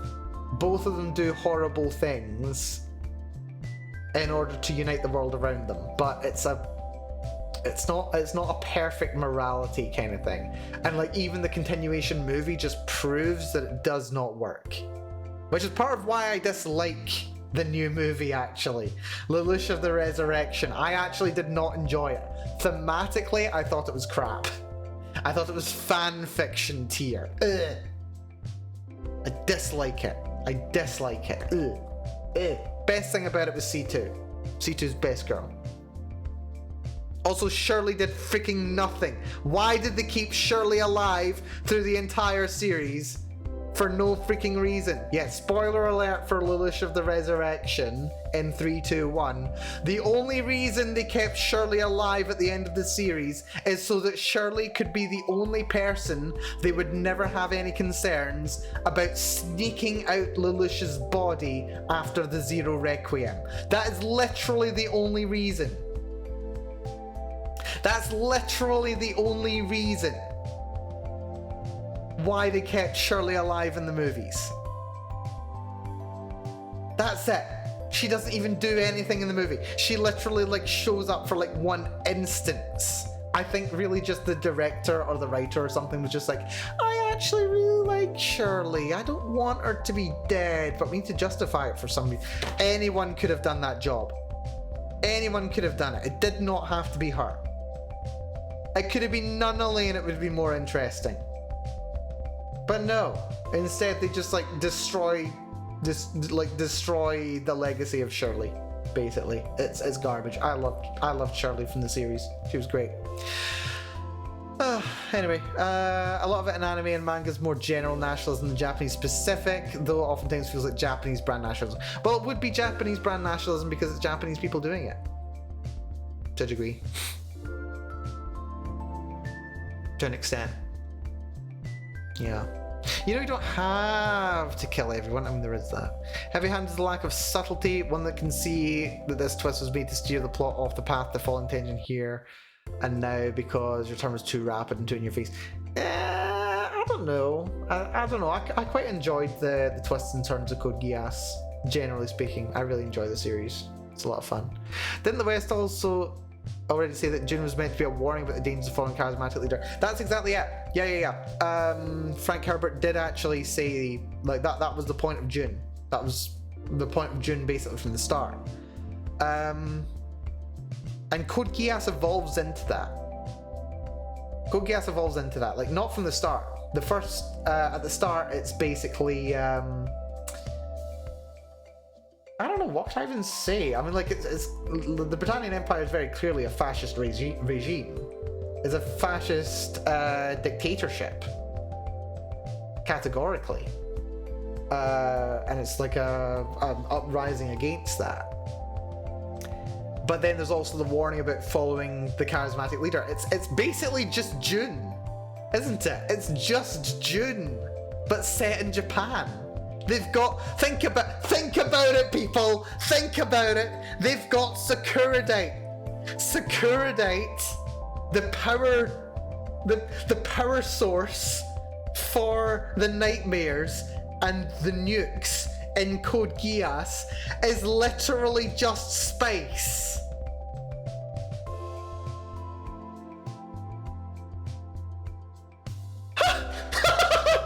Code Geass is just Dune without the sandworms. Oh my god. But it does have the psychic powers, to be fair. That's still quite good. Why didn't you enjoy the new interpretation of Dune? No, I like the new interpretation of Dune. I thought the movies were great. God Emperor of Japan confirmed. Well, I mean, what was Charles trying to do? He was trying to overwrite human consciousness. He was trying to make himself to be a literal god. And then Lelouch goes and sacrifices himself at the end, the way that Duke Leto went and sacrificed himself at the end. It's literally just the Dune saga. The worms probably exist somewhere. You know what? The Sakuradite had to end up under Mount Fuji somehow. It might as well be mantle worms. Oh my god. Dear. You know, actually, that might be why I didn't enjoy. That might be part of why I didn't enjoy the Lelouch of the Resurrection so much, because it strayed so far away from that. Like, all of Lelouch of the Resurrection, again, spoilers for Lelouch of the Resurrection, is just blowing how good a leader Lelouch is. And everyone's just like, oh, Lelouch is back, great, he can finally lead us again. And it's just like, why would I care? There's a scene where Cornelia faces off against Zero again, and he's just like, you bastard, I hate you. Remember all that shit that you did? Remember how awful a person you were? Yeah. And he's just like, I'm gonna save Nunnally. And she's like, you know what, that sounds pretty good. Fan fiction tier. Fan fiction tier. The main series was so much better because it leaned on what Dune created before it. And was pretty damn fun in its own right. But still, we might well have found Code Geass's author's source of inspiration. Yep, I think so. I think Code Geass is literally just Dune meets Hamlet. Which I've not actually read either. I need to read Hamlet. But yeah, I think it's literally just Dune. Like, seriously, I think it's literally just Dune with extra steps. And set in Japan. Oh my god! The thought's been floating in my head for a little bit lately. Like, I've you know, like, Dune came out recently. There's been a lot of discussion about it lately. There's been so many video essays about it. And there's a little bit in the back of my head that was like, oh yeah, that whole thing that happened with Leto II. Yeah, that's basically what Lelouch did, isn't it? And now I've ended up following that trail of thought, and here we are. An hour later into this tangent when I'm just trying to figure out how to end off my freaking chapter 4. Anyway, that was so much fun though. That was a good chat. I really enjoyed that. Nah, I like Code Geass. Code Geass is good. Even Code Geass does a little bit of the hero's journey, mostly through Callan, actually. Guide to finding a giant sandworm Renee setting. Step 1, check Australia. Step 2, check Africa. Step 3, check Antarctica. I would argue that step 4 would be check under the big mountains in China. Because there's supposedly 3 dragons that got squished under some mountains way back when. And they just like keep water flowing out of them, and that's the source of the 3 major rivers that run through East Asia. Fun times. What about other anime? Oh my god. Okay, fucking what else? Pick an anime. Pick an anime. Check Nevada. Nevada's always a good spot. Nevada's a great spot. Fucking Buddy Complex. I really like Buddy Complex. It was fun, but it's not Dune inspired. I don't know. What about other anime? What do you mean? What do you mean, Sid? What other anime are we talking? Buddy Complex was dumb fun. I liked it. It was great. The bad guy. Oh my god, the bad guy. He was so dumb. He wears panties on his head for a tiny little shitty scar. It was so funny. I was trying to pick an anime but couldn't think of one. So I said that to make you think about it. Thanks, Ed. More Dune references. You know, something that really pissed me off actually. One of the only... Okay, I've watched a couple of Gundam series, not many. I get bored of them for some reason, it's weird. When they're not gay enough, I get bored of them. No. I watched... I did watch Gundam Seed way back when. And Seed Destiny as well. And I was frustrated by it, especially by Seed Destiny. But like, one of the things that I really liked and that really got me excited with Seed was this one scene where you run into this guy. I think they're like in the Middle East somewhere. I think they're in Cairo. And they're like having dinner at this guy's place. And he's got like a massive... maybe it's not even in Cairo. I don't even know. It might not even be on Earth. But anyway, they're having food there. and they're like in the guy's hall, and there's like this massive fossilized alien whale. And he's just like, yeah, no, we've never been able to find any aliens, but check out this alien fossil that we found. Isn't it great? And part of my head was just like, okay, this is Chekhov's gun. There's aliens in this setting, and we're going to get to see them. And we never got to see them. They never existed. It's just like, why include it in the freaking story if you're not going to do anything with it? It's just boring. Seed and Seed Destiny, yeah. And quit the entire franchise, yeah, but it was a bad place to start, to be quite honest. It was literally just a repeat 50 episodes of the same crap. Wasn't that great? Mentioning Gundam, are you going to play Armored Core 6 after Elden Ring? Oh, I'd be tempted. I would be tempted. I am interested by AC6. I may give it a shot. We'll see. We'll see. I do love Macross. Okay, I've never got around to watching Macross.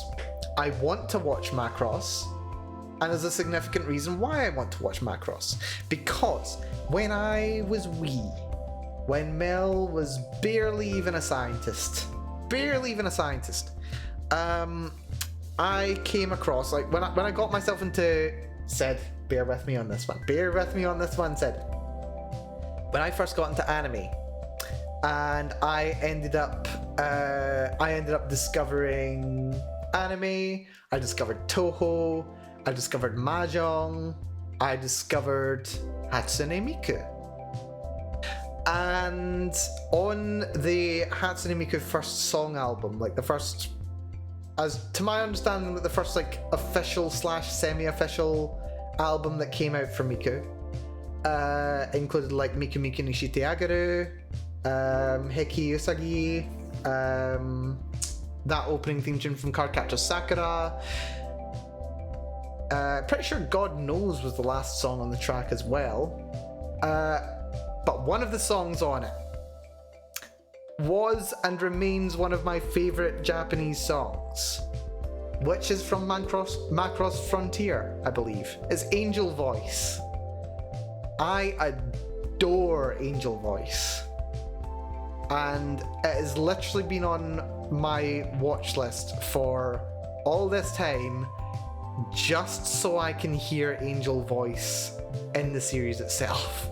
I'm pretty sure it's Macross. It better be bloody Macross. I'm fairly sure it's Macross. But yeah, no, I adore that song. It's wonderful. I love it so much. Put it on. I put it on semi-regular, like multiple times a week. I listen to Angel Voice. Both the series version and the Miku version. I can't help myself. I need my nostalgia as well as the appreciation for the actual song as well. So yeah, no, it's fine. It's not much of a bear with it, but yeah, no, this to say the music is what's getting me to want to watch Macross. I do want to see it. I do want to. The Chekhov's gun is so prominent in Russian cinema, we dubbed this exact screw-up of Chekhov's gun as Bondarchuk's gun. Yeah, that sounds about right. Meeting in 3 minutes, but yeah, I have some Macross on my playlist. Yeah, no worries, Sid. You take it easy. Hope the meeting goes well. I'll maybe even get some writing now. But yeah, no, Seed Destiny really sucked. Really sucked. Kind of had similar frustrations, especially when it came to season 2 of Iron-Blooded Orphans. I really enjoyed season 1 of Iron-Blooded Orphans, but like for some reason in both series they just introduced like a new protagonist character to be our boots on the ground guy, and he doesn't like one of the heroes from the previous series. And he's just a bitter and whiny and annoying asshole, and it's like, why would anyone like you? And yet for some reason the series is like half focused on them. And I'm like, I don't care about you. Give me my characters from last season, please. Oh dear. Triangle pulled too much mental work for one day and now have a headache. Oh no. Right, Triangle, you take it easy. Rest yourself well. You have a good one. And well, hopefully we'll catch you again in a couple of days, and hopefully you're feeling a bit better well before then. And Nucleo's heading off too. Yeah, no worries. To be fair, it's 9 o'clock over here. I'm tired myself, actually. The only reason I'm not stopping now is because, you know, I'm supposed to have done at least an hour's work by now. So yeah, no, we'll see. We'll see. Yeah, the Exodus, everyone heading off. Nah, don't worry about it, folks. Look after yourselves, take care of yourselves. Maybe we'll catch you again soon. That would be nice. I'm just going to chill here until I can actually figure out what I'm going to do for chapter 4, scene 5. And maybe we'll even break some ground, maybe a couple of paragraphs on the actual chapter itself. But yeah, don't worry about me, folks. You take it easy. I'll just head off in my own time, probably. Yeah, take care, folks. Be good to yourselves. We should be streaming on Saturday with more Elden Ring, if you're up for it. Take care. Matane. Now, where was I after literally an hour's distraction? Not talking about physics for once. Dear, that was fun though. That was good.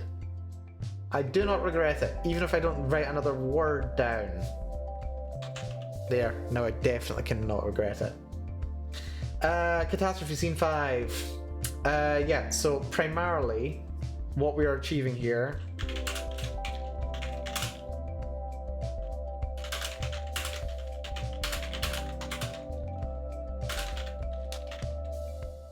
Brianna and Clementine resolve their issues and get together. Yay! And I think I know where things are going from there. Actually. I think I know where things are going there.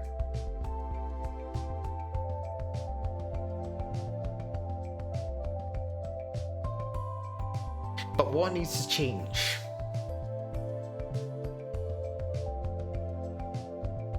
So that's where we're going. But what's Clementine do to overcome? What crisis is Clementine overcoming?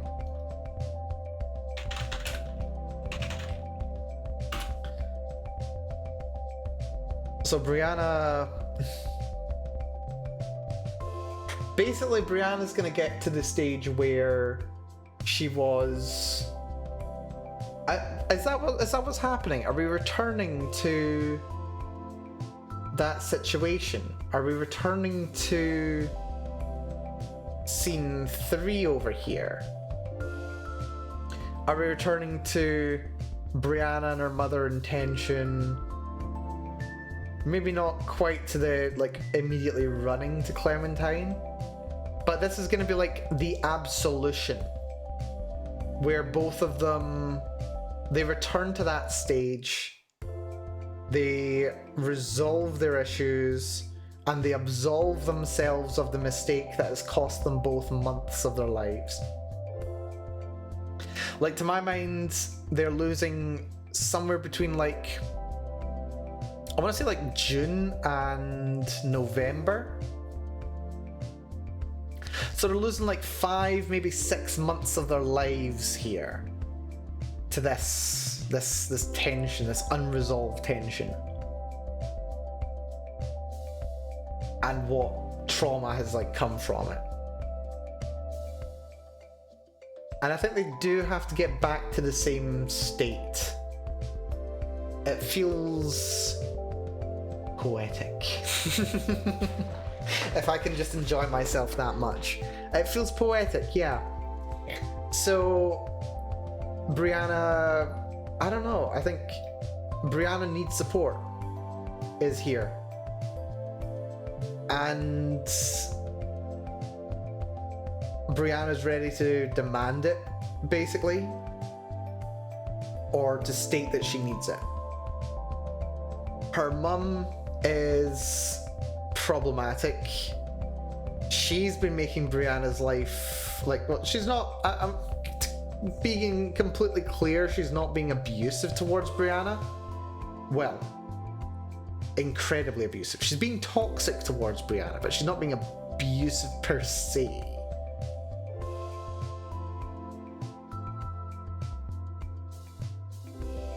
But it is enough to make Brianna's life even worse on top of it. And part of that is what she's been taking out on Clementine as well.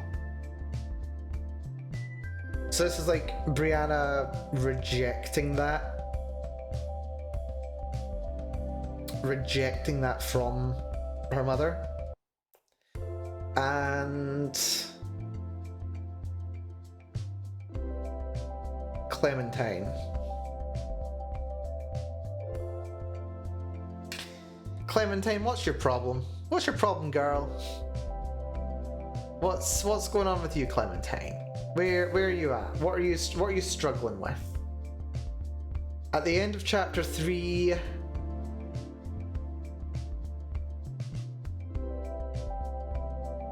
Brianna ran out because she couldn't quite hack it. I mean, Brianna still runs away. Brianna still needs to actively overcome the problem.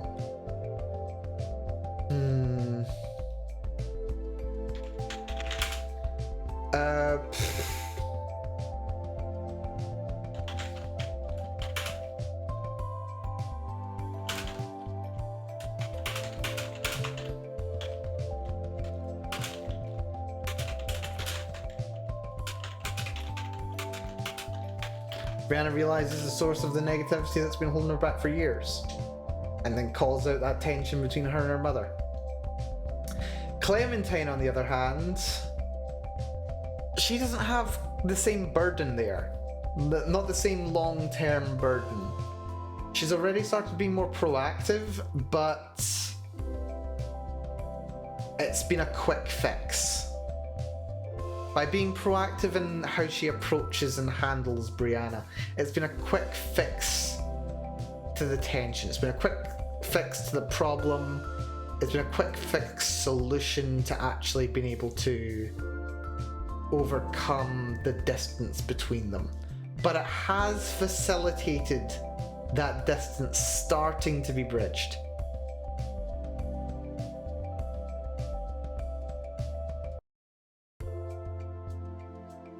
So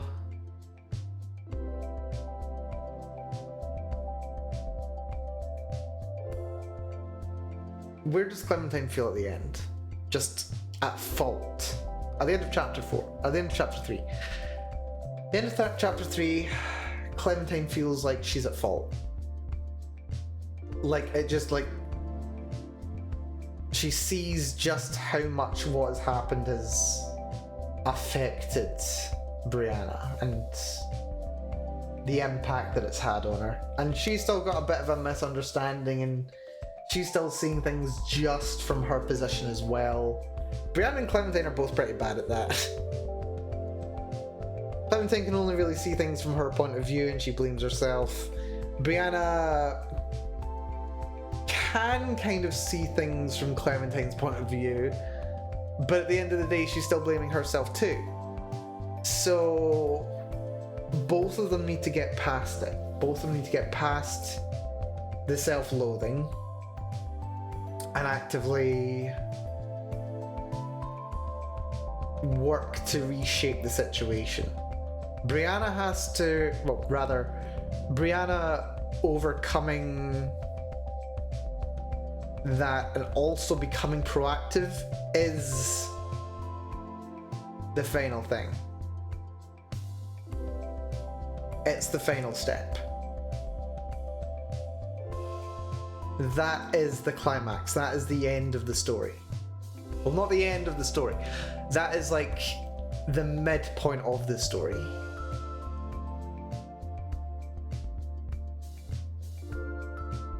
Before the happy ending, basically. Brianna realizes that her and Clementine figures things out. Happy end is the last 3 notes.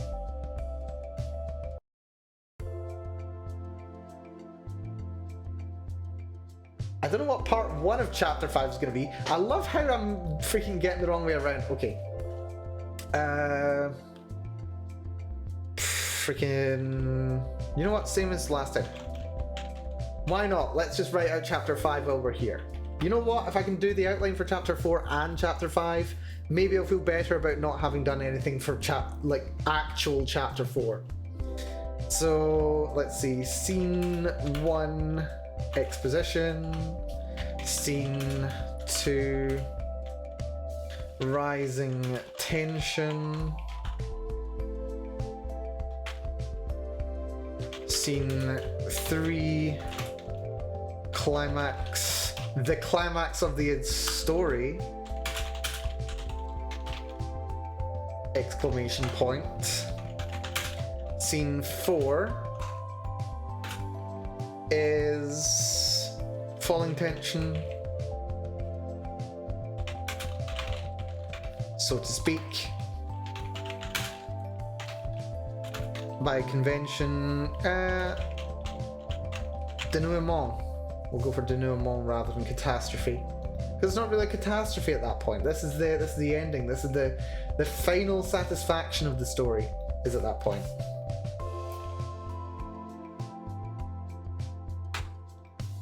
So,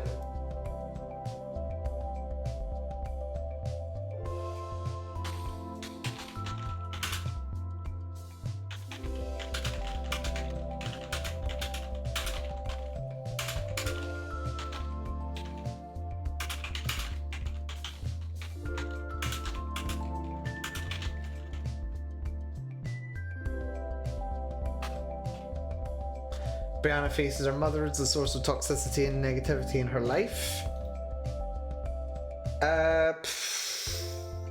Denouement.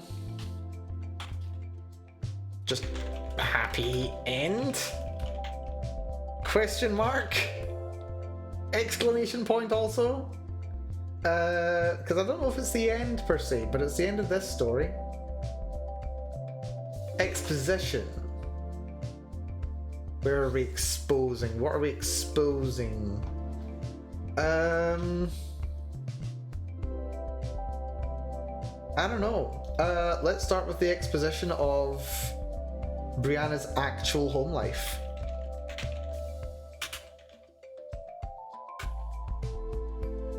Wait, actually, are we not going to do that a little bit here? Because we've got toxicity there.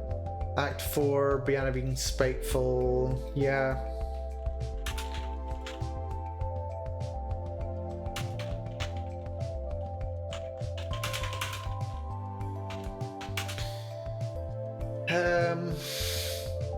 And then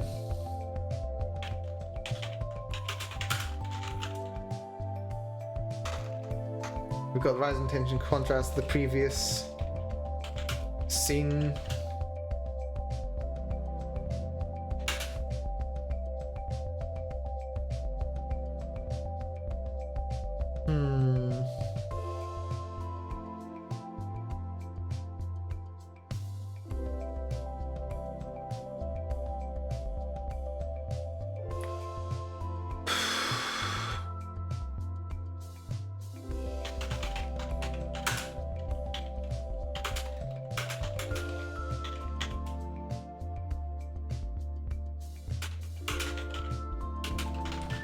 One last time. I don't know if I like the wording of one last time. Maybe one last time isn't appropriate. It's not like this is the only time that Clementine would do it, per se. It's one last time as far as the story's concerned, but it's not definitively the last time that she would do it.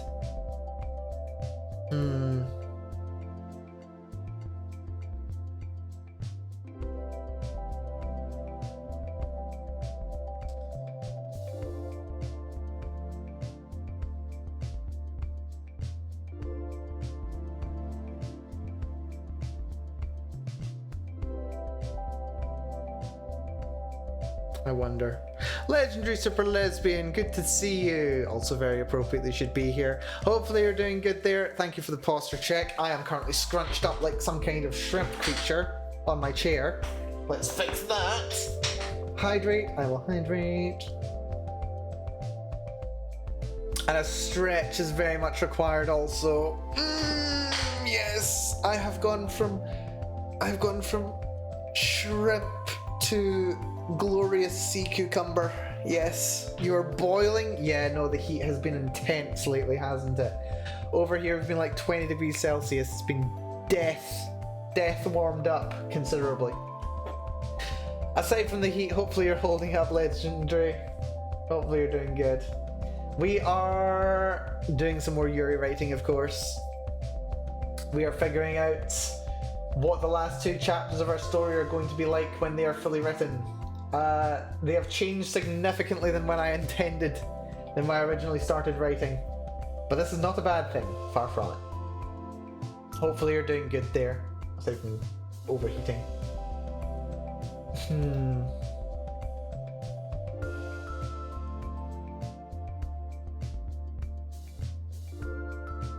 So, what I want to do, anything is good as long as it's extremely gay. Oh, Legendary Super Lesbian, were you there for the last writing session? Or the one before that? It was... Oh, it was good. It was okay. The last one was the best. The end of chapter... Okay, not the very end of chapter 3. Before the end of chapter 3... Okay, maybe you shouldn't read it just now. I was going to tab over to it. It's right here. Right up there. Maybe I shouldn't tab over to it, because if I do, you might overheat. You're boiling now. You might just fully freaking... What's the word? You might just fully evaporate if you were to read that. It might be just a bit too much for you. Yeah, this is the one where Brianna and Clementine brings Brianna up to her bedroom, and dramatic things happen. Seriously, no, writing that chapter was literally painful for me. It caused me psychic damage 2 weeks in a row. It was painful, but it was good. Also very satisfying. I really enjoyed it. It was fun. Wait, actually, can I give you a little taste? Where's the tech? Oh yeah, you can sit at my desk if you want, she says. Where was it?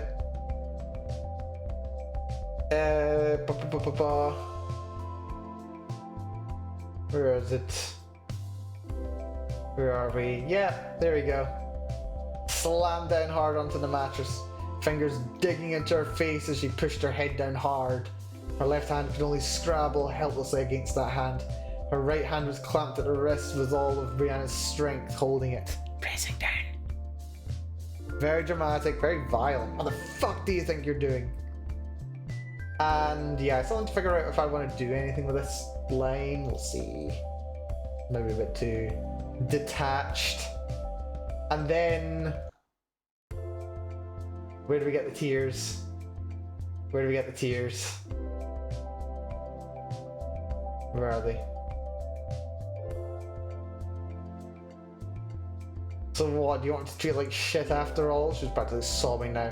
Clementine feeling boiling fear, tears falling onto her face as the kneading of her chest became a sharp haze of pain. You just want me to do whatever I want to you, is that it? Rambling continues. Yeah, no. That'll be a bit of enough of a taste for now, I think. But yeah, no, it goes happier places, but it starts with angry and somewhat toxic. But no, I genuinely had a lot of fun writing it, as tense and difficult to write as it was. I thought it was fantastic. I really loved it. I love this story. My mental health is fueled by this story in several ways. But right now I'm just trying to write an outline for chapter 4, and I don't know what to write for the outline of chapter 4 if I can't get as far as... Something fell over? I think something fell over and I don't know what. Yeah, I can't finish chapter 4, but I'm writing what the outline of chapter 5 is going to be. So yeah, no, that's going to be fun.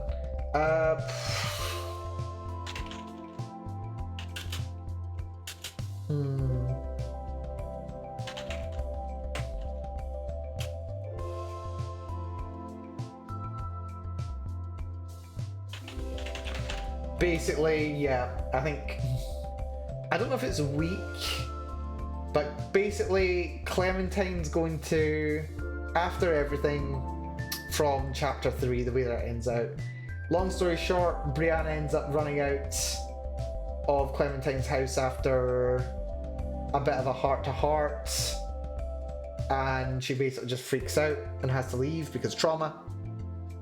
Yep, progress doesn't have to be linear. Exactly, that's literally the entire point of this story. And also that, like, okay, maybe it's like a warning, like, you don't have to heal in such a toxic way as these characters. Yeah, they're not healing in a linear way, they're healing in a very, very, very messy way. But that's part of the joy, actually. That's part of the satisfaction and catharsis of this story, is them overcoming the negativity and toxicity and maladaptive behavior that defines their relationship through maladaptive and toxic behavior. But they're starting to actually figure it out a little. They're using it in a constructive way while still making mistakes around each other. That's basically the story. Basically, my god, what have I written? Nah, I love it. I really do. So yeah, I don't know if this is good, but like, what am I gonna do? Like, have Clementine run over to Brianna's house? Is that a little cliched? That might be a little cliched. I don't know, maybe.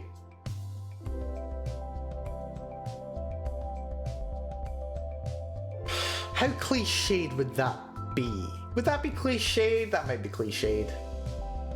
It might be cliched, but I might do it anyway. I might just do it anyway. I might just do it anyway. I might. But the thing is, like, while Clementine is the one who rushes over to see Brianna, she's not the one saving the day. She's being proactive. And then that proactivity is what leads to Brianna claiming her proactivity. The two of them together get to the same spot at the same time and overcome their problems. Hell yes. Okay, we're doing it. I didn't mean to do it quite like this, but we're doing it like this after all.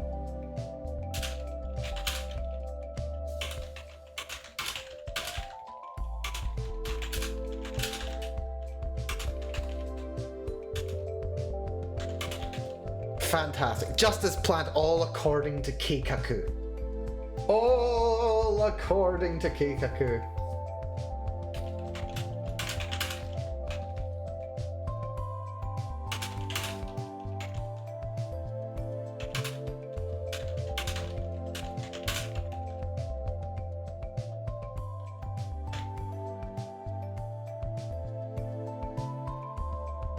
And yeah, I suppose, well, we've gotten this long, haven't we? We've gone this far.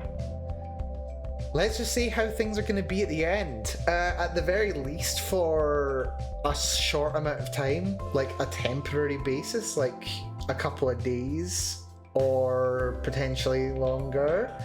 I'm going to have Brianna stay over with Clementine for a couple of nights, at least. Not likely on a permanent basis, but for a little bit, so that she can get the space from her family, so that her and Clementine can really figure things out, and so that Brianna can have some healing time, because really she needs it. Poor girl. I think I'm getting there. I think I'm getting there.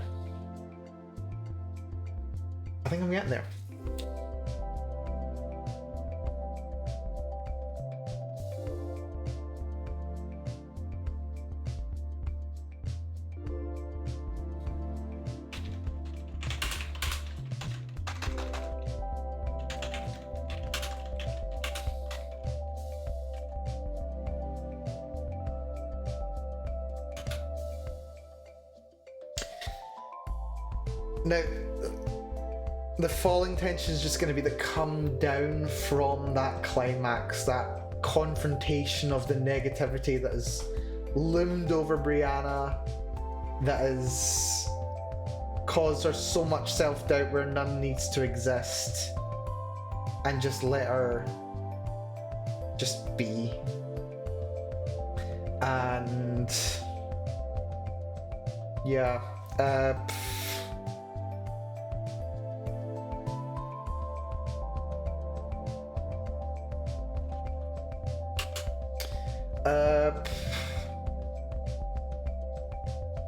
this is it. This is it. There's the So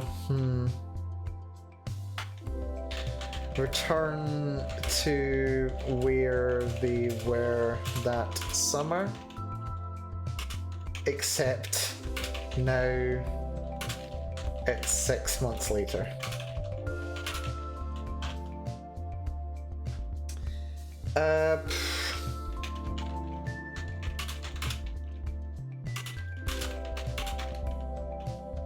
Absolution for both of their mistakes. That's it. There's like, yeah, I finally get there. Like the theme, well, one of the many themes of the story, as much as there's a theme to the story, is forgiving yourself and forgiving others for mistakes. I bet. Not like it's the one that resonates with me most, but it's one that I like. I like being in there. Absolution for both of their mistakes.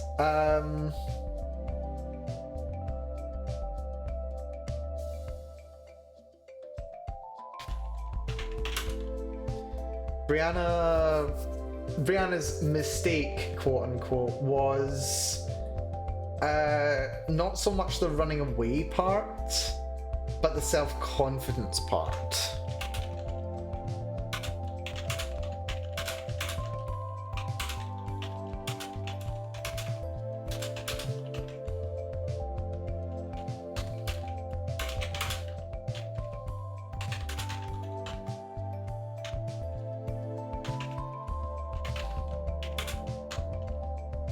And it's more of a mistake than a mistake.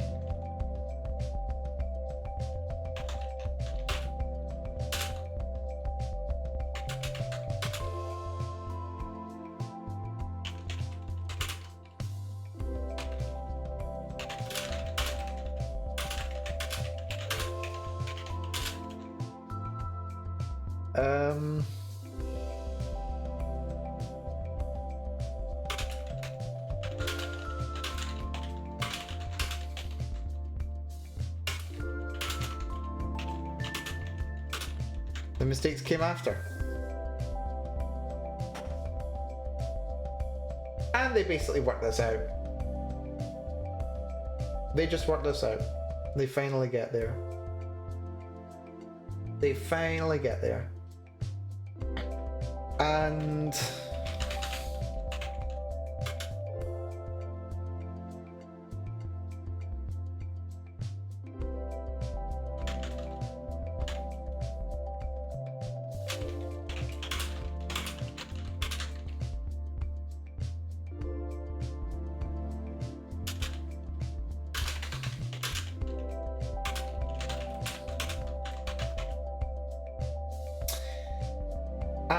for the finale, I mean, I know where I'm gonna leave things, actually. I know where I'm gonna leave things. Brianna, after,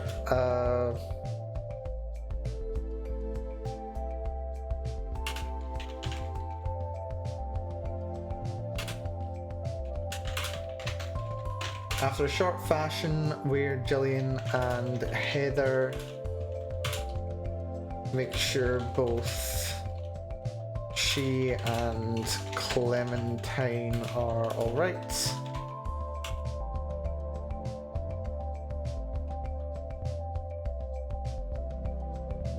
Is made welcome in their home as always,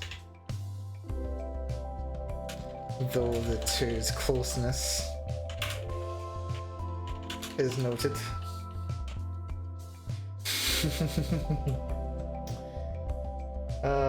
Dear.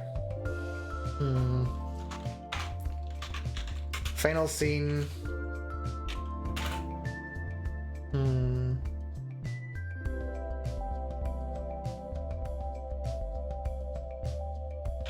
Relaxing in Clementine's room. Eating, of course. We have to eat our soft-bodied fruit. Little... what did we call it in the end? Was it a tangerine? Was it a clementine? What was it? What do we call it here? Yeah, it was a tangerine here. Then a tangerine it shall be.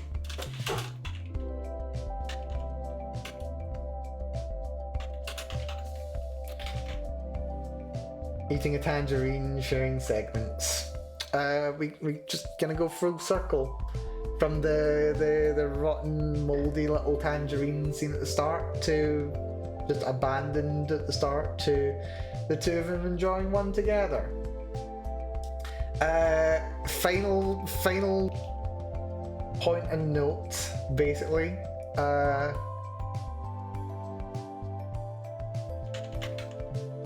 Friendly, warm chat and banter between them.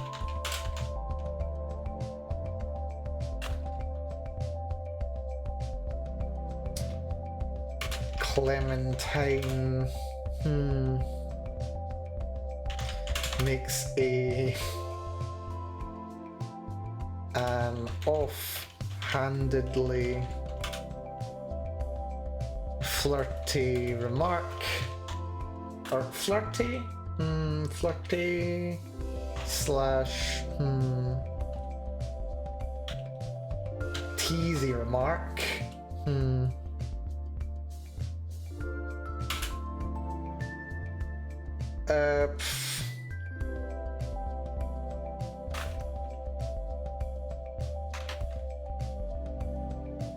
Instead of or teasing remark.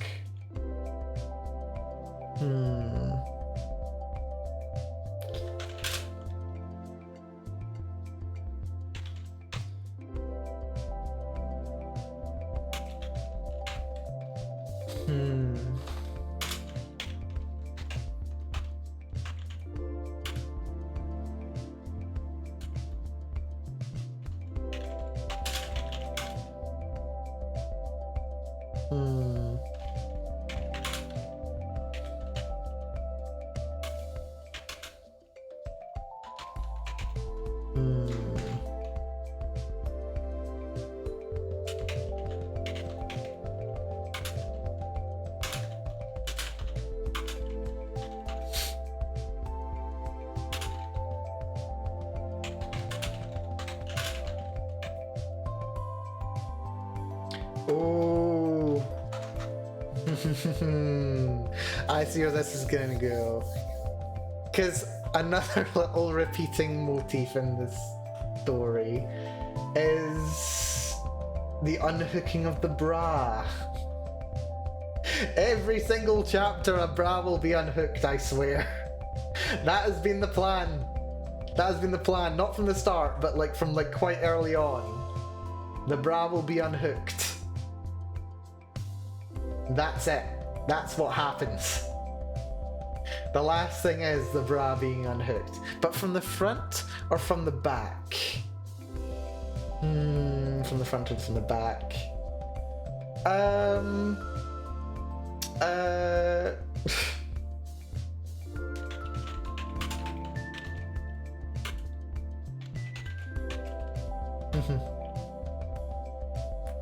Yeah, no, we have to do it from the back. We have to do it from the back. No. We start from the back, we do it from the front, and it's another little bit of Clementine being a tease about it.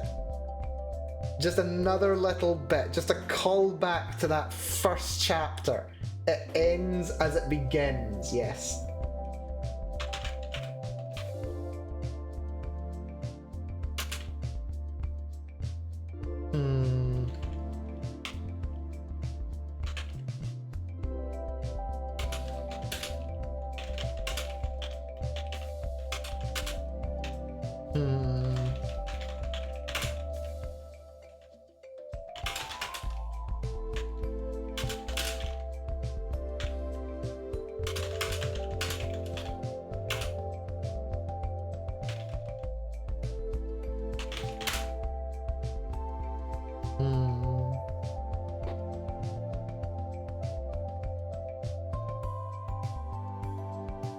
Brianna,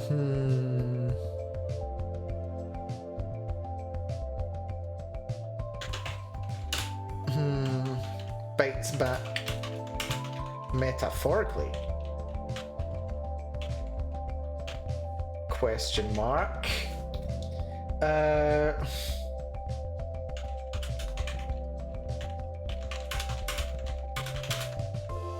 Before unclasping it from the front. Finn. And that's where we'll end it. The final image has been achieved, which is great. Except for the fact that I still don't know how chapter 4 ends. Oh my god. I still don't know how chapter 4 is going to end. And somehow we've ended up writing... You know what, to be fair, we've ended up writing... What is that? Nearly 800 words. Just for the outline of the chapters. You know what? This is less than I anticipated. It's fine. Right, so... Yeah. Clementine...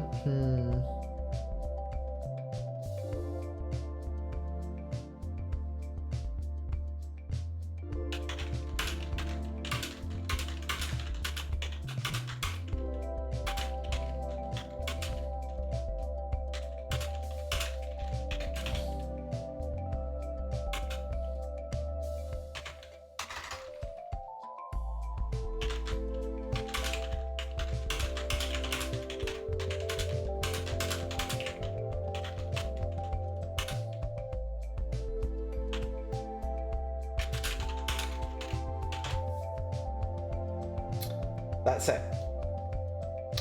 These do need to be the other way around, though. Oh, hold on. There we go. That's going to be it. So where do we get to? If scene 1 is showing Brianna's home life, then I don't want to end off with the catastrophe of Brianna's home life. I don't. So where do we end off here? Maybe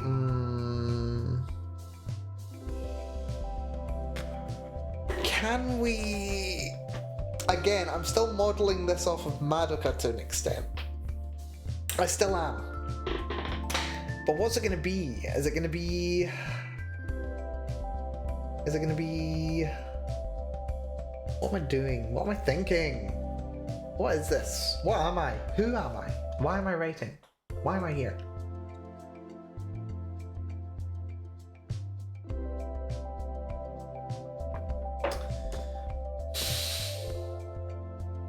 Do I maybe want to make this one the final act? In which case... there we go. Okay, so this is the climax. The confession from Brianna to Clementine. And then Everything after that is Act 4. So we cut that, we'll copy that. This is Catastrophe. Act 5 is Brianna's Spite. This is going to be Falling Tension, Act 4.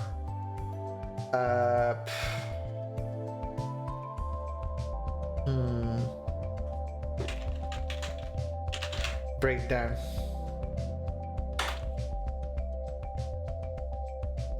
That's it. That's how we do it. And this one will actually split between Clementine's point of view and Brianna's. But the rest of it is just going to be from Brianna's point of view. Only a little section will be from Clementine's point of view. And the rest of it's all Brianna. Which I think is going to be great because it's all been from Clementine's point of view until now. Right, that works. A little bit of restructuring needed. It's all a flashback chapter. That works fine. I'll maybe look at changing it up a little bit when we get to it if necessary. But that is fantastic. Okay, I'm very happy with this. I'm very happy with this. We have started with this. This is all I had. And that is what basically happened at the end of chapter 2. That was the end of chapter 2. We compressed what my original scheme was down into to like 2.5 chapters was my original plan. The scope doubled in size, but this is great. I'm so happy. I'm genuinely so happy. Less happy with how much work I've done today. Let's see.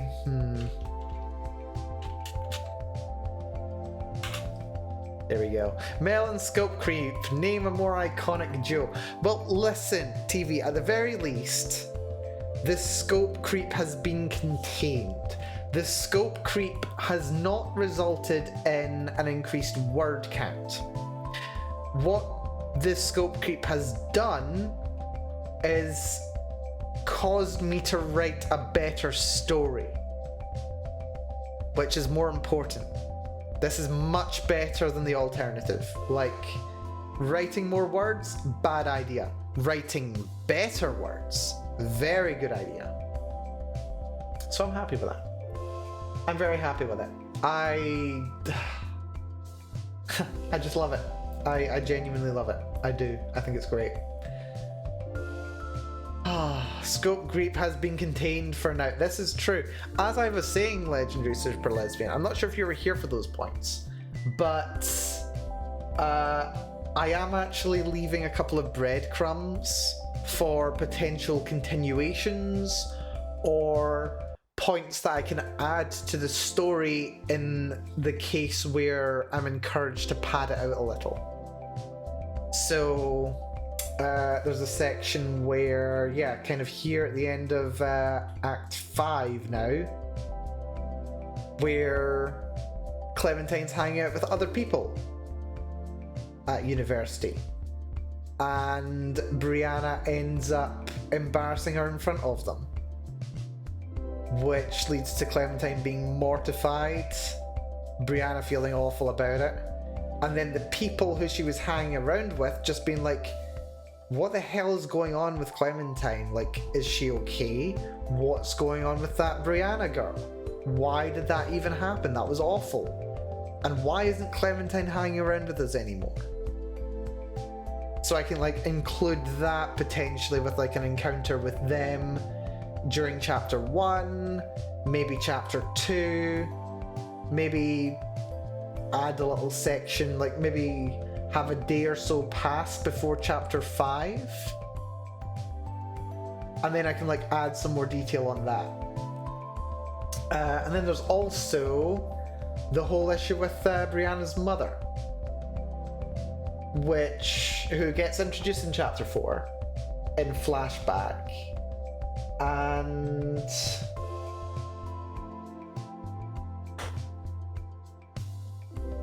then she eventually gets face down in chapter 5. But there could be... I don't know. How would I even fit her in? How would I even fit her in another part of the stories? I don't think I can, really.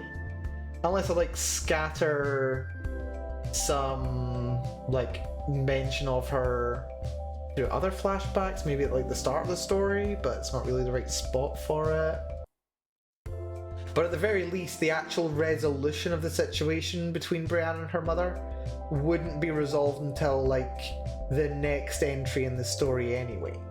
So if I were to do a continuation, I might look at, okay, we've got the situation with Brianna and Clementine being together. They're staying at Clementine's place. There's some like joking and banter between Clementine's parents and the two of them. But then suddenly the problem is, wait, there's the whole situation with Clementine's friends at university. And how does Brianna fit in with them now that Clementine's like trying to like have friends in a social life again? More drama, lovely, but at least it's not going to be, you know, quite as toxic. There may or may not still be Bra being unclassed though. That might just be the running theme of this. We'll see. But yeah, I would probably end up going into Clementine's friends, who I've literally just invented, as well as Brianna's mother, because it would be the way that I see it being like a couple of days, maybe a week's past or something, and Brianna's like been home to get like some changes of clothes and some essentials.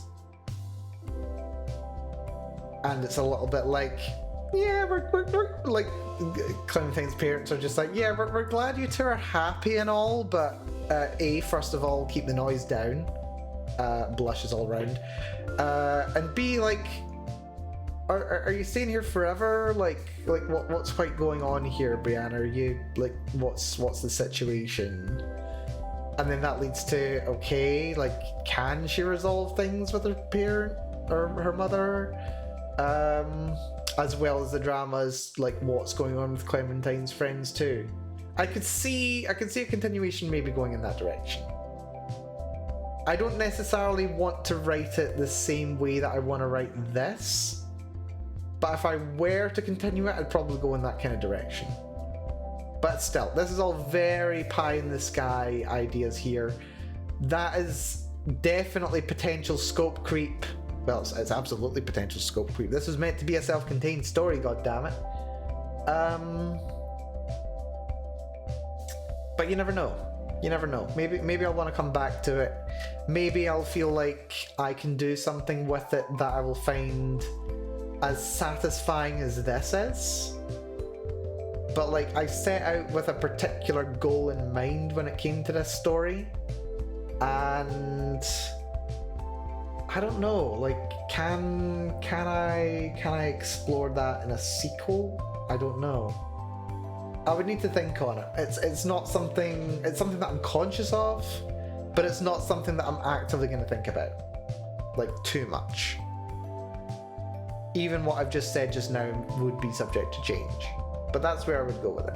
Possibly, maybe. But anyway, I think this is not my best work today. But you know what? The concept of doing a lot of work is a bit overrated. We have done 800 odd words, which is probably my lowest word count for like the entirety of this project, especially considering it's not actually words on the chapter, which is a bit of a shame. But I don't know, maybe next Tuesday, instead of like eating a massive pickle, maybe we'll do like a double writing session next week. And yeah, we'll see if I can make some more progress on it. That might be good. Either that or maybe we'll do some writing in my own time. Maybe do a gorilla. I don't know. Actually, no. Why do I keep saying gorilla? Dear. Yeah. I don't think I've done a gorilla stream for, oh god, I don't know when the last time I did a gorilla stream was. Like, maybe around the new year or something? I don't even remember. Anyway, that's gonna do it for me. Not my most productive of days, but at the very least, we have rounded out how we're gonna end the story. Spoilers galore. We're gonna take like another month and a half to get there. Hopefully not. Hopefully we don't spend another month and a half trying to get to the end of this story. I would like it done a little bit sooner than that. I have other projects I want to move on to. As much as I adore this, it's not designed to take forever. But yeah, no. Thank you so much, everyone, for coming along today. Whether you've been here from the start, whether you came along partway through. Massive thank you to TVPG for the 32 months of subscriptions, you absolutely insane individual. And yeah, just a pleasure to have you folks here. Legendary Super Lesbian TV, said Triangle Nucleos, everyone else has been here, whether they've been lurking, whatever you've been up to. I do appreciate it. But yes, if you don't mind, I'm gonna go head off. I'm gonna get some rest. Maybe we'll see a little bit of this next Tuesday. We'll see. Might be nice. Maybe I'll even do like this next Tuesday, and then maybe something else on the Thursday. I don't know. We'll see. We'll see. But anyway, with that being said, I've been Melanie. Thank you so much for coming along, folks. And yeah, until next time. Next stream's on Saturday. We'll be playing some more Elden Ring. I'm looking forward to it. Until then, take care of yourselves. Be very good to yourselves. And I'll see you all again very, very soon. Bye-bye, everyone. Bye-bye-bye-bye. Bye-bye.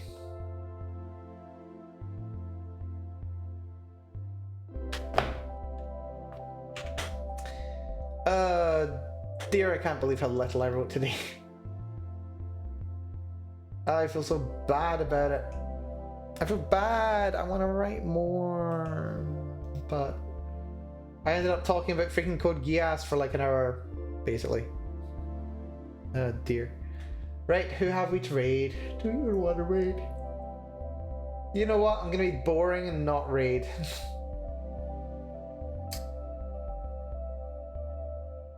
I don't think I'm gonna raid. Nah, we're not gonna raid today. A quiet night. Just take it easy, folks. Be good to yourselves. I'll be good to me too. Matane.